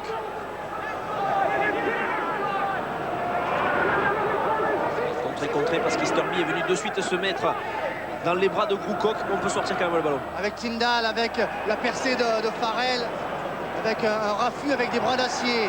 Tyndall par le sol, ballon relevé là ou plutôt oublié par Worsley, et ça repart du côté anglais auprès. Ellis qui sollicite Liuset, mais un petit peu à l'arrêt face à la défense irlandaise. On ne reste pas les Anglais. Farrell qui joue au pied, mais ce jeu au pied, c'est quelque part un aveu d'impuissance. Oui, c'est un aveu d'impuissance parce qu'il multiplie les temps de jeu, on le connaît, ce jeu anglais. Mais c'est un petit peu, c'est poussif parce que les libérations de balles sont retardées, parce qu'on vient en infériorité, on vient à 1 contre 2 systématiquement défier la défense et automatiquement on augmente ce temps de libération de balles. Et derrière, il n'y a qu'une solution, c'est le jeu au pied. Cette fois-ci, Andy Farrell par un jeu au pied rasant revient dans les 22 irlandais, mais c'est rendre le ballon pour l'Irlande sur un secteur de jeu, la touche, où pour l'instant, il domine l'Angleterre. Et voilà, et la Royal Air Force ce soir, c'est Paul O'Connell. 7 ballons pris dans les airs sur les lancers. Il domine la touche, la deuxième ligne. Et voilà O'Connell qui a failli toucher les lampes à Croke Park. Avec un ballon porté, coup de sifflet, et la mêlée qui reviendra aux Anglais qui, faut leur rendre ce qui leur appartient, ont bien défendu sur ce coup-là. Oui, pour l'instant, les Irlandais, autant ils sont à l'aise sur le jeu lorsque le ballon est amené vers le sol, autant ils sont plutôt en difficulté lorsqu'ils sont sur des ballons portés, où là, les Anglais arrivent à les contrarier, arrivent à bloquer les libérations de balles et donc récupèrent le ballon sur mêlée. Très peu de plaquages ratés, on a vu les statistiques. 9 plaquages ratés entre les deux équipes. Chiffre étonnant. Ellis, il a des jambes, Ellis, à hauteur, mais il n'y avait personne. Les Anglais obligés de reculer. Lucé qui récupère, chassé par Darcy, il échappe au premier plaquage. Il reste debout, Josh Lucé, avec le soutien maintenant de Wilkinson, ou plutôt de Tom Rees. Ellis sur le petit côté, on insiste, auprès du côté des Anglais, tout près du poteau de touche là-bas. Ellis, Wilkinson, bien contré là par John Hayes. C'est un ballon lent. Nouvelle fois, il va falloir reconstruire du côté des Anglais. On va renvoyer, c'est Worsley qui s'y cogne, mais avec une passe profonde. Il faut qu'il regagne par la course toute la distance perdue par la passe. C'est pas forcément judicieux. Farrell qui écarte avec Matthew Tate. Paul Lucé, il y a son là, il y a son homme. Et il y a Stratton. Et c'est ou pas? Alors Nate Whitehouse, pour l'instant, l'arbitre touche ne dit rien, donc je pense qu'on va appeler la vidéo. Donc là, c'est plus compliqué que l'essai de Wallace tout à l'heure, puisqu'il va falloir surveiller les pieds. Est-ce qu'ils ont été mis en touche? Est-ce que le joueur a touché le poteau de coin avant d'aplatir? Ça donne beaucoup de travail pour au moins point. Moi, je verrais bien un petit peu de temps sur la ligne de touche. Et nous allons regarder ça de suite, Laurent. Joel Judge, le pied, pour l'instant... La touche, j'ai pas l'impression qu'il y ait touche. Alors on va regarder le poteau. La touche non, il y a essai. Il y a essai, et bien voilà. Et pour sa première sélection. Un essai et surtout un bon match, parce qu'il était présent tout le match. Sur son début de match où il avait eu quelques ballons pour s'exprimer. Et c'était pas fait avec le retour de Darcy et de Dempsey. Voilà. Et on reconnaîtra aux Anglais une bonne dose d'opportunisme parce qu'ils n'ont pas eu beaucoup d'occasions d'essai, une seule. Non, mais une occasion et un essai. Quand ils arrivent à jouer sur les extérieurs, à attaquer le ballon, à prendre de la vitesse. C'est limite quand même, hein, sur ce ralenti. On voit le pied qui est allé. Sur ce ralenti, le problème c'est que le ballon est masqué au moment où il est aplati. Donc le ralenti où on voit de face le joueur arriver est plus judicieux. Il est dur à coller, hein, le Robin Drew de la vallée du Giroud. Il est vraiment dur à coller, hein, Jérôme Casalbou, votre consultant. En tous les cas, il s'est accordé à David Stratton. Les leaders Harlequin s'appelait pour suppléer Jason Robinson. L'Angleterre qui relève la tête 26-8 avant la transformation de Johnny Godiscan Wilkinson.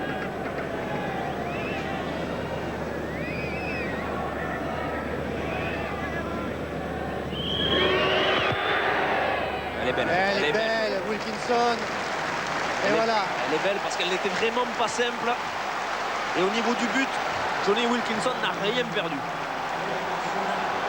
Et l'Irlande et l'Angleterre qui revient petit à petit dans le match avec finalement ce premier essai qu'on revoit avec un surnombre des courses un petit peu. C'est quand ils choisissent les Anglais de porter le ballon différemment, non pas de front vers la ligne justement d'affrontement où sont présents les Irlandais, mais qu'ils essayent un petit peu de naviguer automatiquement. Ils arrivent aussi à se créer des espaces. Peut-être qu'il faut qu'ils le retiennent ça pour la dernière demi-heure qui reste à jouer. Vickery est passé par le sol. Ellis par-dessus.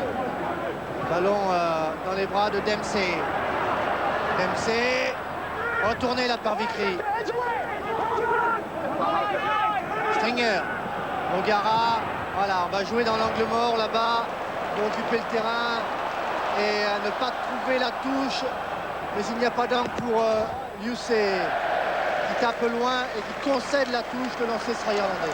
Coup de pied judicieux de Ronan O'Gara qui est venu croiser son coup de pied pour mettre justement en difficulté. Déjà il avait vu que Josh Mousset ne fermait pas forcément ce côté-là. Donc ensuite, il a fermé complètement l'angle et avec son pied droit, Josh Mousset a finalement trouvé quand même une touche intéressante car elle était difficile. Allez, Rory Best pour le lancer dans ce début de deuxième mi-temps.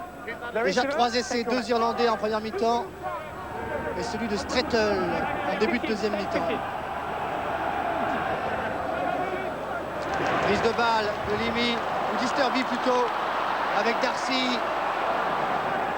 Stringer, même côté avec O'Connell lancé. Elles sont propres. Doncha O'Callaghan. Elles sont propres ces libérations de balles et ça fait la différence, ça permet à l'Irlande d'avancer. Et on ramasse encore avec O'Connell. C'était le relais de trop que l'on appelle. O'Connell, il a ramassé ce ballon, il est allé à 1 contre 3 et automatiquement, mais c'est retardé, il faut reconstruire. Et reconstruire par passe au pied d'Ogara. La passe au pied d'Ogara, c'est bien fait, c'est volayé ce ballon par Rory Best. Par Iki, oui. Je veux bien que Marcus Horan donne des coups de pied à suivre, mais quand même une course aussi rapide de Rory Best, impossible. Faut pas rêver. Il a la même coupe de cheveux, ils ont le même coiffeur. Allez, ce sera une touche ça avec le lancer pour Josh Shutter d'Enisiki. Lui, il avait joué sous la responsabilité de Brian Ashton en 97, lorsque Brian Ashton, l'actuel entraîneur de l'équipe d'Angleterre, était entraîneur de l'équipe d'Irlande. Ça ne s'était pas bien passé et Ashton était retourné en Angleterre. Corey qui a sorti la Royal Air Force. Les pénalités en faveur des Anglais. Vous voyez le geste de Joel Judge.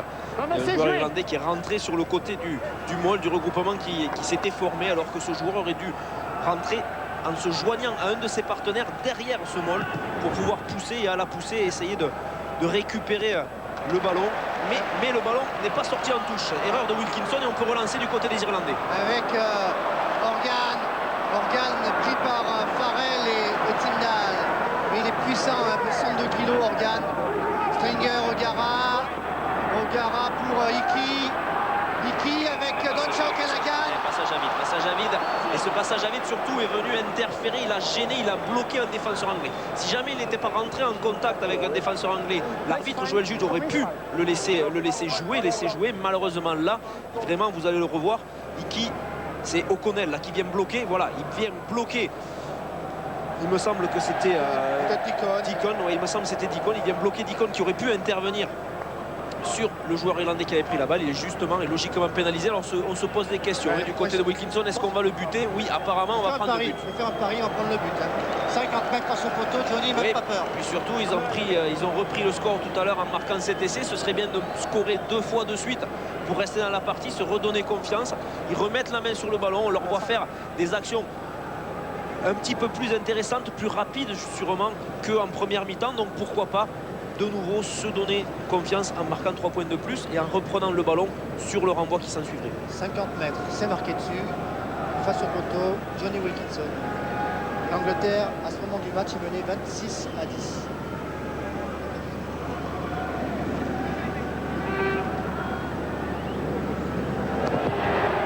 Et il est bien le coup de pied de Wilkinson, un peu court peut-être. Il y avait la direction, mais cet homme ne peut pas tout faire. Johnny Wilkinson est revenu 9 fois en équipe d'Angleterre avec 3 ans de galère, de blessures, et qui pour son retour avait inscrit 27 points face à l'Écosse. Allez, l'Irlande qui porte, le public irlandais qui porte son équipe car elle sent que cette équipe en a besoin. Ouais, et comme nous disait Philippe Lafont, qui a effectué un reportage que vous suivrez dans le Stade de demain sur cette semaine particulière pour Croke Park et pour toute l'Irlande, Wilkinson a réussi ici à Croke Park un but gaélique. Farrell avec Tyndall, Lucey, c'est bien fait. Lucey, oh la faute de main de Matthew Tate. Dempsey a récupéré. Porte le ballon. Dempsey est pris là par Matthew Tate. L'avantage toujours en cours par rapport à l'en avant anglais. On va laisser jouer pour ce dégagement sûrement de O'Gara. O'Gara qui tape et qui trouve la touche. On va faire le changement du côté anglais avec l'entrée de Scott Palmer. Tenez, Brian Ashton, l'entraîneur anglais, il a joué à l'ASM à l'époque, c'est devenu Clermont-Ferrand. Il a joué à Montferrand en 1975 avec Jean-Pierre Romeu. avec Jean-Pierre Romeu, Brian Ashton. Un changement du côté anglais avec l'entrée de Scott Palmer à la place de Danny Woodcock. Et Scott Palmer, il joue au golf, mais Tom Palmer, il joue pour l'équipe d'Angleterre. Chacun sa spécialité. Et de suite, le ballon est pris par les Anglais en touche. Avec Wilkinson. Wilkinson pour Tyndall. Dans quelques instants, on va basculer, passer sur France 3. Et sur France 2, eh bien, vous aurez le journal présenté par Béatrice Schoenberg. Peut-être non, Béatrice Schoenberg, c'est peut-être plus elle. En tous les cas, le journal sur France 2 dans quelques petits instants. Si vous voulez suivre le rugby, eh bien, vous restez avec nous, vous zappez sur France 3. Mais tout de suite, eh bien, sur France 2, vous restez pour votre journal, le journal de 20h, pour tout savoir de l'actualité du monde. Parce qu'il se passe des choses à Croke Park, il se passe aussi des choses dans le monde.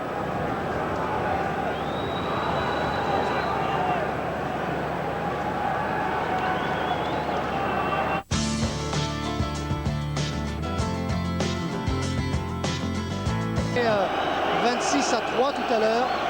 Et Wilkinson a maintenant une occasion de porter le score à 26-13. Coup de pied environ à 33 mètres, légèrement sur la droite des poteaux. Il faut le mettre sur celui-là, Johnny, pour relancer l'équipe d'Angleterre. Il le sait. Et comme c'est un grand joueur, eh bien Johnny Wilkinson, il passe cette pénalité. L'Angleterre qui vient de réaliser un 10 à 0. Les Anglais ne sont plus menés que 26-13.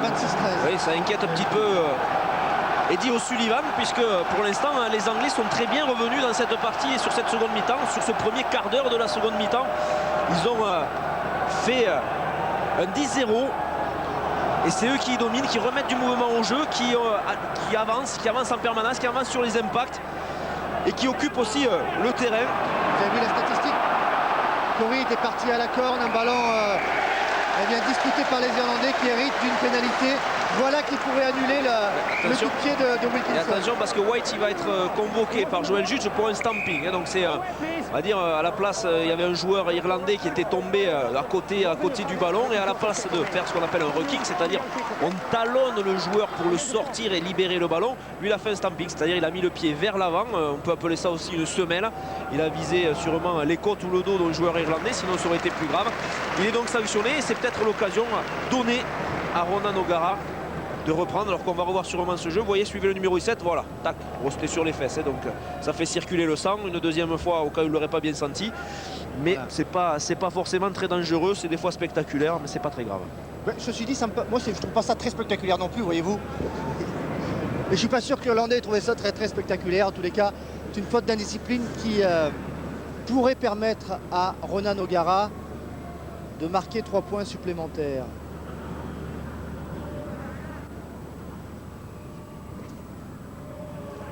Silence, l'admirable silence de Croke Park.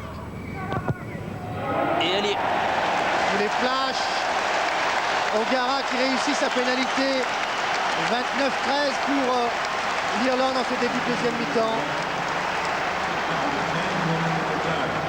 Réalisme et efficacité irlandaise pour de suite reprendre des points alors que les Anglais revenaient dans le match et utilisaient finalement l'indiscipline anglaise, puisque ce geste effectivement de White ne s'imposait pas du tout. Allez, Wilkinson pour une fin de match à suivre sur France 3. Il est bien tapé ce renvoi, même s'il est capté par les... Récupéré par John Hayes, qui fête aujourd'hui sa 70e sélection sous le maillot irlandais. Darcy à hauteur là pour Wallace. Stringer, O'Gara, le jeu au pied de Ronan O'Gara sur Youssé. Youssé, la corne là sur Limi, qui reçoit le soutien de Brian O'Driscoll. Ballon irlandais, petit côté avec Organ.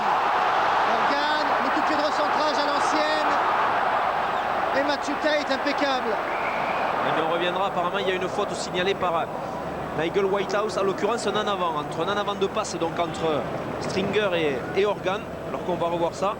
Ah, oui, effectivement, c'est une passe au cordeau, on peut l'appeler combinaison le Stade français.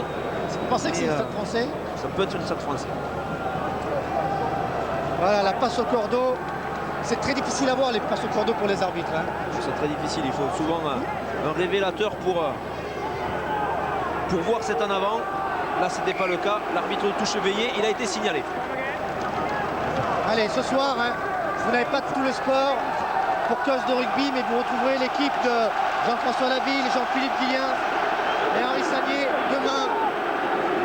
À l'heure habituelle, tout le sport, c'est tous les soirs sur France 3, 20h10, 20h20, pour ne rien manquer de tout le sport, comme son nom l'indique. Allez, Harry Ellis, 16 points de retard pour l'Angleterre. À 2 semaines du crunch, du choc face à l'équipe de France. Mauvaise introduction de la part d'Harry Ellis. Il a introduit dans les pieds de sa seconde ligne à la place de faire une production droite. C'est un bras cassé, alors on le joue rapidement par Peter Stringer. Avec Stringer, O'Gara qui conserve, il n'y avait plus de solution. Il avait oublié Darcy qui était venu croiser. Stringer qui allonge la passe pour O'Driscoll, contré, ballon récupéré par Marcus Horan. Avec le soutien de Simon Easterby. Stringer pour Darcy. Il y a du monde, il y a Iki qui a de la vitesse avec Limi. Iki à nouveau qui fait les extérieurs, le crochet sur Vickery. Stringer, ça va vite là. Avec Organ maintenant. Bon temps de jeu, mis au sol par Palmer. Stringer avec O'Gara. Pour O'Driscoll, la passe de magicien d'MC. La bonne défense des Anglais avec Tyndall.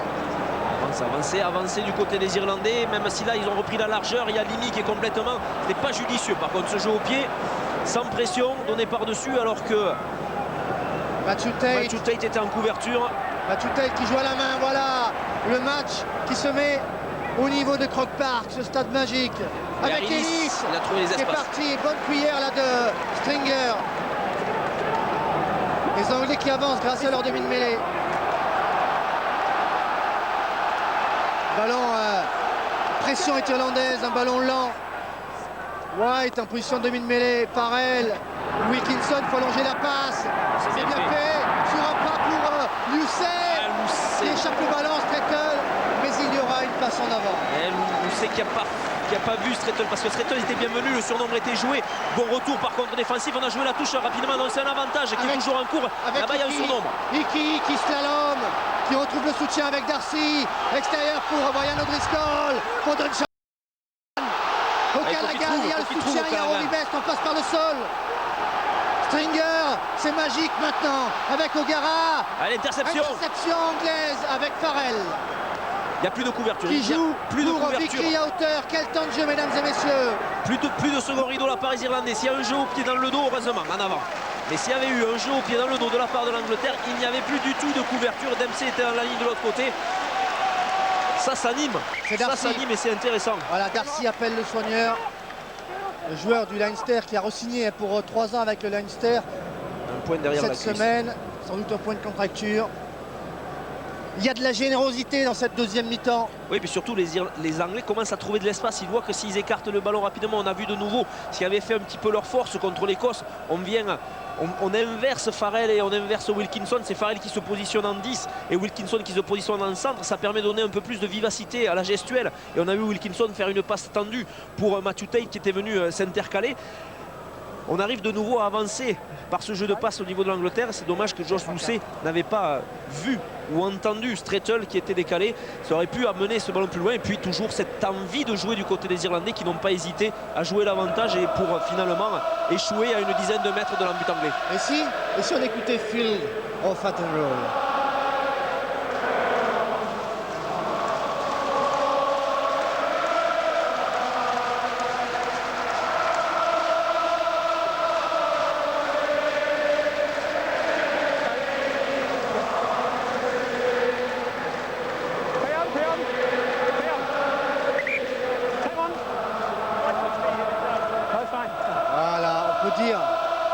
Merci à la GA, la Gaelic Athletic Association qui a prêté son stade pour vous permettre sur France 3, sur France Télévisions, de profiter de ces moments-là de fraternité entre une équipe et son public.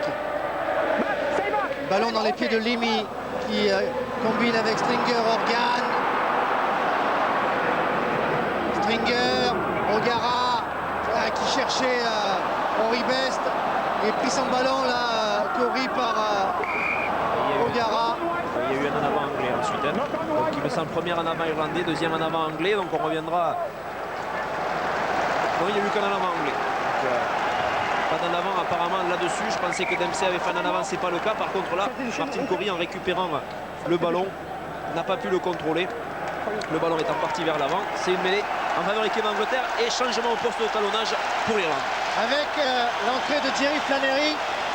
Et oui, il est aimé Jerry Flannery parce que vous savez qu'il y a des pubs au Munster là-bas à Limerick et ça s'appelle Flannery's. À la place de Rory Best, on a donc un alignement devant presque exclusivement à Munster, si ce n'est Simon Easterby qui appartient au club gallois Llanelli. Changement classique. À l'heure de jeu, régulièrement, Eddie O'Sullivan fait ce changement-là. Et puis l'avantage, c'est que Flannery, il n'a pas la même coupe de cheveux que Hickey. Attention, on joue au pied, non, la mêlée a été contrariée, elle a été tournée, mais on a pu quand même sortir le ballon. Easterby. Easterby qui fait un match énorme avec Wallace, toute la troisième ligne irlandaise. Stringer pour O'Gara. O'Gara qui porte, qui attaque la ligne d'avantage. Obligé parce qu'il y a une défense inversée de Tyndall qui monte en pointe et qui coupe les extérieurs, même si là il peut retrouver. Dempsey, la course d'Eki qui redonne pour Organ. Intérieur, c'est bien fait. Avec un ballon porté des avants dans l'essai. Essai irlandais ou pas? Le mieux placé, c'est Joël Judge là. Il était dans leur but et il n'accorde pas l'essai. Très bien placé, il ne demande même pas l'avis de la vidéo. Il a vu qu'il y avait un joueur anglais qui s'était glissé entre le joueur irlandais, entre le ballon et le sol, pardon. C'est plus simple comme ça. C'est pour cela qu'il a montré, qu'il a fait ce geste-là de tenue, on peut expliquer, alors qu'on revoit très bien jouer cette remise intérieure avant de sortir en touche de la part de Hickey. Organ qui arrive à résister, qui va même pouvoir transmettre son ballon. Mais malheureusement pour Brian O'Driscoll, puisque c'était lui qui s'en était saisi. Bonne défense de l'Angleterre et de ce joueur qui est venu se sacrifier en passant dessous Brian O'Driscoll. Il y a 80 000 personnes qui sont entremêlées. Le départ de Limi. Stringer avec un ballon rapide pour O'Gara. O'Gara passe au pied. Organ, essai d'Organ. Oui. Quelle combinaison avec cette passe au pied de Ronan O'Gara, qui est quand même un ouvreur exceptionnel. Hein. Oui, très bien. Il a superbement bien dosé son jeu au pied pour Shane Organ. C'est une combinaison qu'ils ont l'habitude de faire. On l'avait vu déjà plusieurs fois. Mais encore faut-il chaque fois la réussir. C'est quand même très beau ce qu'a réussi et très technique ce qu'a réussi Ronan O'Gara de poser son ballon sur Shane Organ. Alors après toute la difficulté pour Josh Lucey qui était obligé aussi d'attendre un petit peu parce qu'il y avait Dempsey qui était venu s'intercaler, donc il y avait une situation de surnombre à gérer défensivement et ensuite Organ avait une course beaucoup plus rectiligne, donc avec toujours le ballon dans son champ de vision alors que Lucey l'avait dans le dos, plus difficile à contrôler. Organ a très bien en plus calqué sa course, bon timing, il récupère et marque, c'est bien fait. Écoutez le stade du Croke Park qui est en folie là, avant la tentative de transformation de Ronan O'Gara. Caméra placée sur les poteaux pour témoigner du désarroi des Anglais. Ils sont menés 34-13 avant le coup de pied d'O'Gara. C'est pas le bon côté, pourtant ça passe. Quelle adresse d'O'Gara! Quelle adresse d'O'Gara!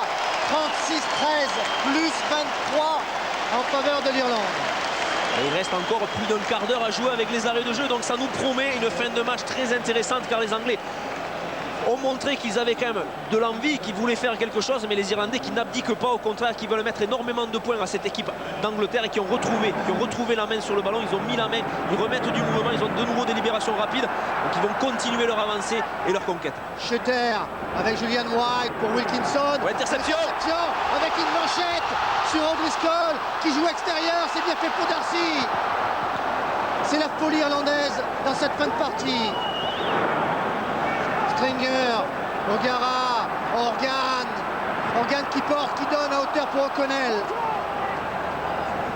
Stringer pour O'Gara avec Easterby.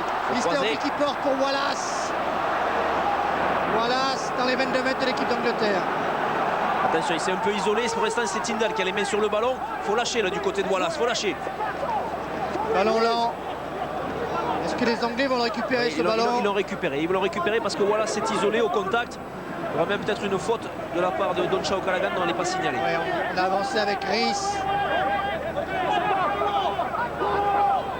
Et on va jouer au pied. Il faut prendre son temps, mais pas trop quand même, hein, monsieur Liucet. 36-13 pour l'Irlande face à l'Angleterre. Brian O'Driscoll, il a pris une manchette sur sa prise de balle. On va peut-être revoir ça au ralenti. Il boitille un petit peu. Hein. Rappelons qu'il avait, été blessé avant la France au niveau du... Ouais, c'est sur le plaquage. Ouais, il s'est tordu la cheville. Il s'est tordu la cheville, mais bon, il a repris sa place. Voilà, il a eu le filet garni. Au départ, la manchette, et à l'arrivée, la torsion de la cheville. Brian O'Driscoll, en tous les cas, il avait bien manqué à l'équipe d'Irlande contre la France parce qu'on voit l'impact de ce joueur, on voit l'impact également d'Organ lorsqu'il joue à l'aile qui vient dans la ligne. Puis il y a la complémentarité de la paire Darcy O'Driscoll hein, qui ont été associés X et X fois avec l'équipe du Leinster et avec l'équipe d'Irlande. Et ça, c'est des choses qu'on ne remplace pas quand vous savez exactement où trouver votre coéquipier sans avoir forcément à le regarder. C'est un plus indéniable qui fait souvent la différence. Regardez, Limi, il a des mains, c'est les plus grosses mains de l'équipe d'Irlande. Flannery pour son premier lancer du match, tandis qu'on change de demi-mêlée. Oui. Ellis s'en va et c'est Sean Perry qui entre sur le prêt. Sean Perry, demi-mêlée de Bristol, qui fait une saison de folie avec son club. Voilà, ça a pris le ballon au début de l'alignement. O'Gara pour Brian O'Driscoll qui allonge la passe pour Dempsey. Dempsey qui porte et qui continue, qui progresse toujours. On joue au près là avec O'Gara maintenant pour Limi lancé. Bienvenue sur Deacon et Julian White. Stringer, O'Gara. Faut donner. Avec Iki, avec Darcy qui a tardé. C'est pas fini, il y a Iki également. Il y a une envie de jouer chez ces Irlandais qui est remarquable. Stringer avec O'Gara. La longue passe d'O'Gara pour sur Organ. C'est récupéré. Wallace pour récupérer ce ballon. Et touche concédée par Andy Farrell. Oui, mais en avant anglais sur la récupération de balles, alors qu'une nouvelle fois O'Gara avait joué beaucoup plus haut cette fois-ci que la dernière fois. Le coup de pied était plus tendu, mais il l'avait aussi bien jaugé.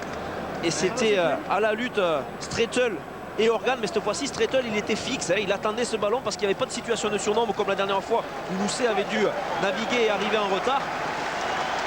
Et nouveau changement, aussi changement classique hein, du côté de l'Irlande avec la sortie d'Easterby. Il a fait un match énorme, Easterby. Il a fait un gros match, très gros match par Neil Best qui a dû être croisé dans sa jeunesse avec le sécateur. Parce qu'alors il plaque, celui-là c'est un monstre.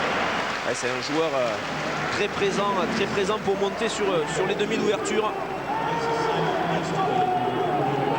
Remy avec Wallace.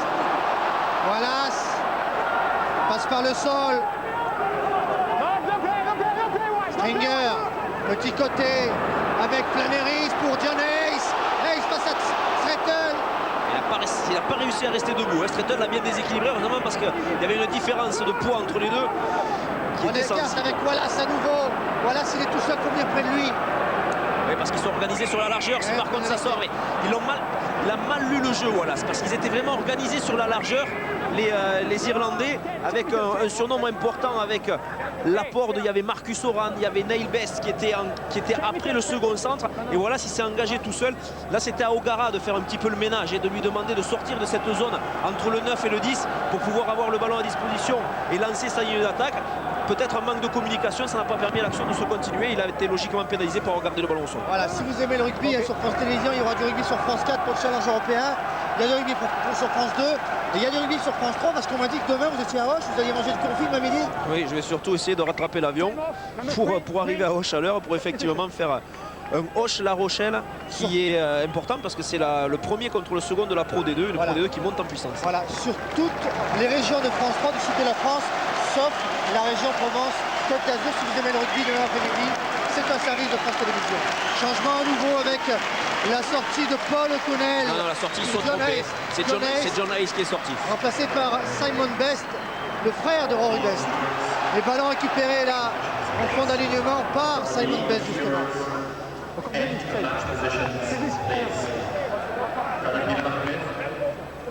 Et nous repartirons sur une mêlée avec introduction Sean Perry pour l'Angleterre. Allez, Perry, les 10 dernières minutes de ce match. Perry, Wilkinson, qui alerte Farrell. Farrell avec Liucé, qui se prend l'intervalle, c'est bien fait, il a laissé son ballon pour Matthew Tate. On passe par le sol, ballon rapide et faute de main de Corey. Mais la passe de Tyndall qui avait été gênée par Limy n'était pas évidente. Les Anglais qui arrivent maintenant à développer des actions sur les extérieurs, mais qui malheureusement, par maladresse, sans que les Irlandais mettent vraiment de pression sur cette équipe anglaise, chose qu'ils avaient su faire correctement en première mi-temps. Là, les Irlandais sont un peu sur le reculoir, ne montent pas aussi rapidement. Il faut dire qu'il y a la fatigue qui se fait sentir. Ils ont fait une très grosse première mi-temps, ces Irlandais, dominant de la tête et des épaules les Anglais. Ouais. Et puis le coaching qui permet à l'Angleterre aussi de récupérer un peu de sang neuf et de vivacité. Oui, avec Lemirs qui remplace Shatter. Lemirs, c'est un petit gabarit, 1m75 seulement, mais genre cube, vous voyez. C'est-à-dire qu'il est aussi large qu'il est haut. C'est bien, mais vous lui direz. Non, mais je le dis, mais c'est très amical. C'est très amical parce que, évidemment, il ne faut pas être monté comme une danseuse pour aller dans la boîte. Allez, la mêlée irlandaise à refaire. Toujours l'introduction pour Peter Stringer qui est important. Il le disait. Ils ont une expression sur Stringer. Ils disent Stringer, c'est pas le chien dans la bagarre, c'est la bagarre dans le chien, pour exprimer la rage de ce garçon, petit par la taille, mais grand par le talent. Ballon qui est lobe Liucé dans un premier temps. Petite faute de main, saluée par la foule de Lansdowne Road. À la manière du taureau. Oui, il a baissé la tête. Baisse la tête, tu as l'air d'un coureur, Josh Liucé. Sean Perry. On va solliciter Wilkinson, puisque le ballon est vraiment retardé, pas grand chose à faire si ce n'est se dégager, de taper en touche, c'est ce que fait Johnny Wilkinson. Alors que tout le monde va participer à la fête parce qu'il me semble voir Trimble se préparer. Et vous voyez bien, Jérôme, Johnny Wilkinson, pour l'instant, eh bien, il a fait son match, il a réussi ses coups de pied, mais les Anglais trop pris aujourd'hui par les Irlandais. Attention à l'ovation parce que Trimble il va remplacer Brian O'Driscoll. Voilà, standing ovation, ovation debout pour BOD, Brian O'Driscoll, qui aura fait un sacré retour dans la ligne d'attaque de l'équipe irlandaise aujourd'hui.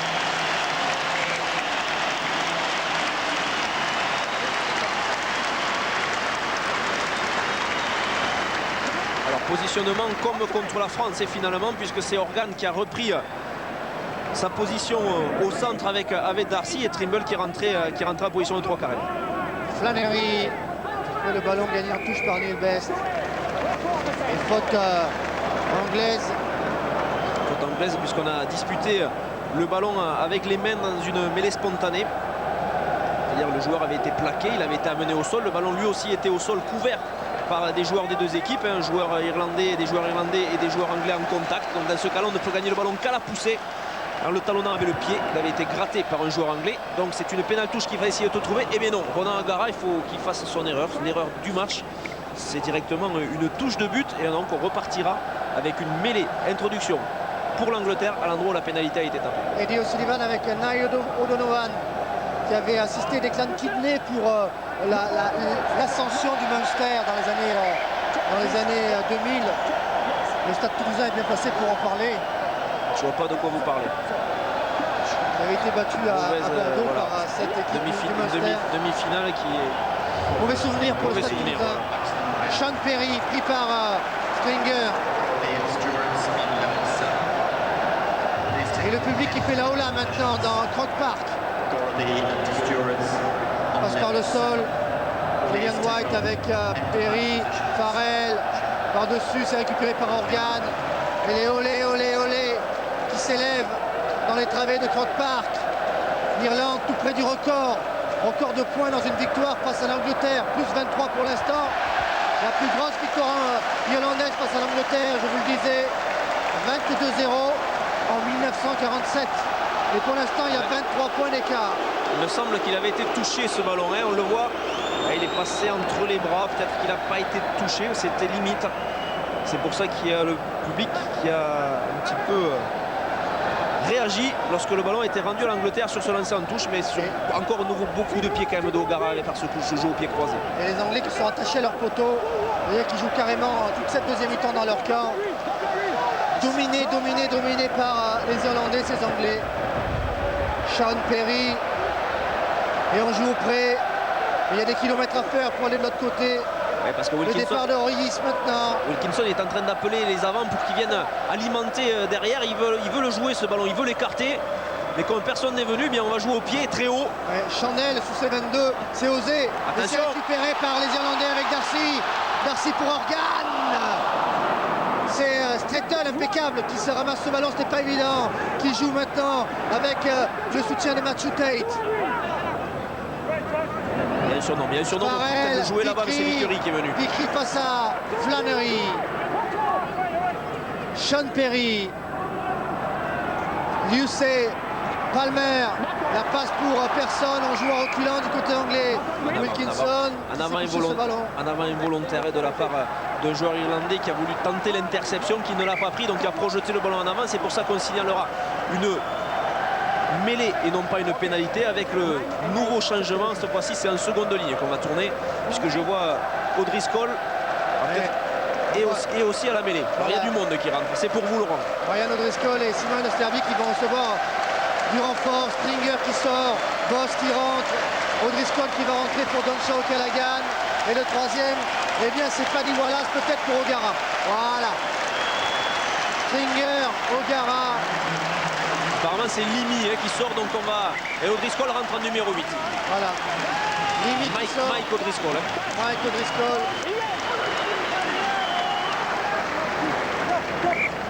Allez, une mêlée qui est tombée.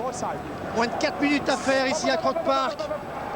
Les Irlandais qui ont pu marquer un nouvel essai. C'est vrai que Darcy a choisi la remise à l'intérieur par une passe sur Organ, alors qu'Organ lui faisait signe le petit coup de pied rasant, vu qu'il n'y avait plus de couverture. Ils ne se sont pas trop entendus. Ça aurait pu apporter l'essai qui aurait scellé la plus grosse victoire de l'Irlande sur l'Angleterre. Ouais, on a déjà mis la cerise sur le gâteau, donc je me demande ce qu'on peut mettre, fermer la boîte peut-être dessus, s'il y a encore un essai irlandais. Paul O'Donnell, c'est peut-être lui qui va être choisi pour l'homme du match. Ou O'Gara, il y avait tellement de choix dans cette équipe d'Irlande aujourd'hui. O'Gara, la troisième ligne aussi, Easterby a été très présent. Enfin, ils ont fait tout ce qu'il fallait pour arriver à obtenir ce résultat. C'est difficile toujours d'en différencier l'un par rapport aux autres. Allez, on joue très rapidement sur cette faute en mêlée. Avec Farrell, la longue passe pour Lucey, intérieur sur Darcy. On a libéré la pour Stretton grâce à Tyndall. Et la pression de Trimble. Un ballon lent qu'on va rendre aux Irlandais. Comme si c'était écrit que tous les ballons devaient revenir aux Irlandais dans cet après-midi à Croke Park. Le ballon était porté et l'intelligence de la défense irlandaise, c'est d'avoir gardé Stretton en haut à la place. C'est Paul O'Connell qui est élu homme du match. Mais Stretton avait été gardé en haut par la défense irlandaise, n'avait pas été amené au sol, ce qui a permis aux Irlandais de récupérer le ballon sur mêlée. Grande journée de rugby sur France Télé à 20h50. Allez les Bleus face au Pays de Galles. La France toujours en vie pour le Grand Chelem. Oh, la fin de passe de Wallace. Il aime jouer avec les mains, pas du Wallace. Hein. Oui, mais il a oublié le ballon. Ça c'est embêtant, mais c'est vrai qu'il a fallu rien qui puisse passer. Cette fin de passe avait un peu embarqué Wilkinson. Heureusement au dernier moment il a tendu la main pour toucher le poignet de Wallace et lui faire commettre cet en avant. Ouais, ce sera la première défaite de Wilkinson depuis son retour dans l'équipe d'Angleterre. La première défaite de l'Angleterre dans ce tournoi. Et les rêves de triple couronne pour l'Irlande. Il s'est trompé de côté. Il s'est trompé de côté, Perry. Isaac Boss pour un nouvel essai irlandais. Et bien cette fois, ça tourne à la correction. 41-13 en faveur de l'Irlande face à l'Angleterre. On peut dire 43-13, puisque la transformation de Wallace, ça ne fera pas ce côté. Oui, c'est clair, il n'y a pas grand-chose à dire sur cet essai, si ce n'est que on mettra ça sous un problème de communication, puisque Sean Perry, il est parti côté opposé où il y avait tous ces trois quarts. Quand il s'en est aperçu, il s'est retourné. Il a envoyé le ballon vers Wilkinson, mais voilà. Il y avait Boss, vous allez le voir, qui lui avait fermé. Il avait vu justement Wilkinson changer là. Il avait suivi du regard la course surtout de Perry. Et en souriant, il vient aplatir cet essai parce que finalement cette passe c'est du pain béni pour Bosz qui s'attendait sûrement pas à recevoir ce ballon. Comme vous le disiez, c'est transformé et ça fait un écart de plus en plus important pour l'équipe d'Irlande qui a réussi ce match à Croke Park. 30 points tandis qu'on revoit l'interception d'Isaac Bosz, de une mêlée d'origine néo-zélandaise qui porte les couleurs de l'Ulster. 30 points d'avance, 43-13 en faveur de l'équipe d'Irlande face à l'Angleterre. C'est phénoménal ce qui se passe aujourd'hui à Croke Park. O'Driscoll qui prend ce ballon dans les airs.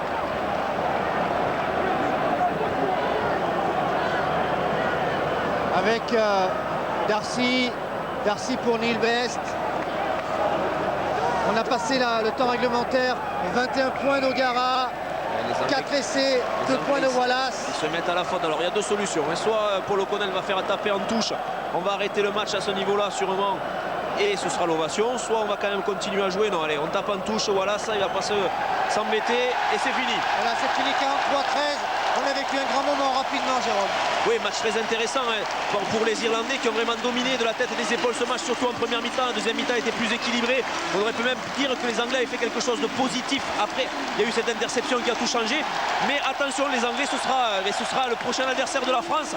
Et ce ne sera pas simple quand même à Twickenham. Les Irlandais en route pour la triple couronne. Voilà. Allez les Bleus, c'est magique le rugby. A tout à l'heure, 20h50 au France Bengale.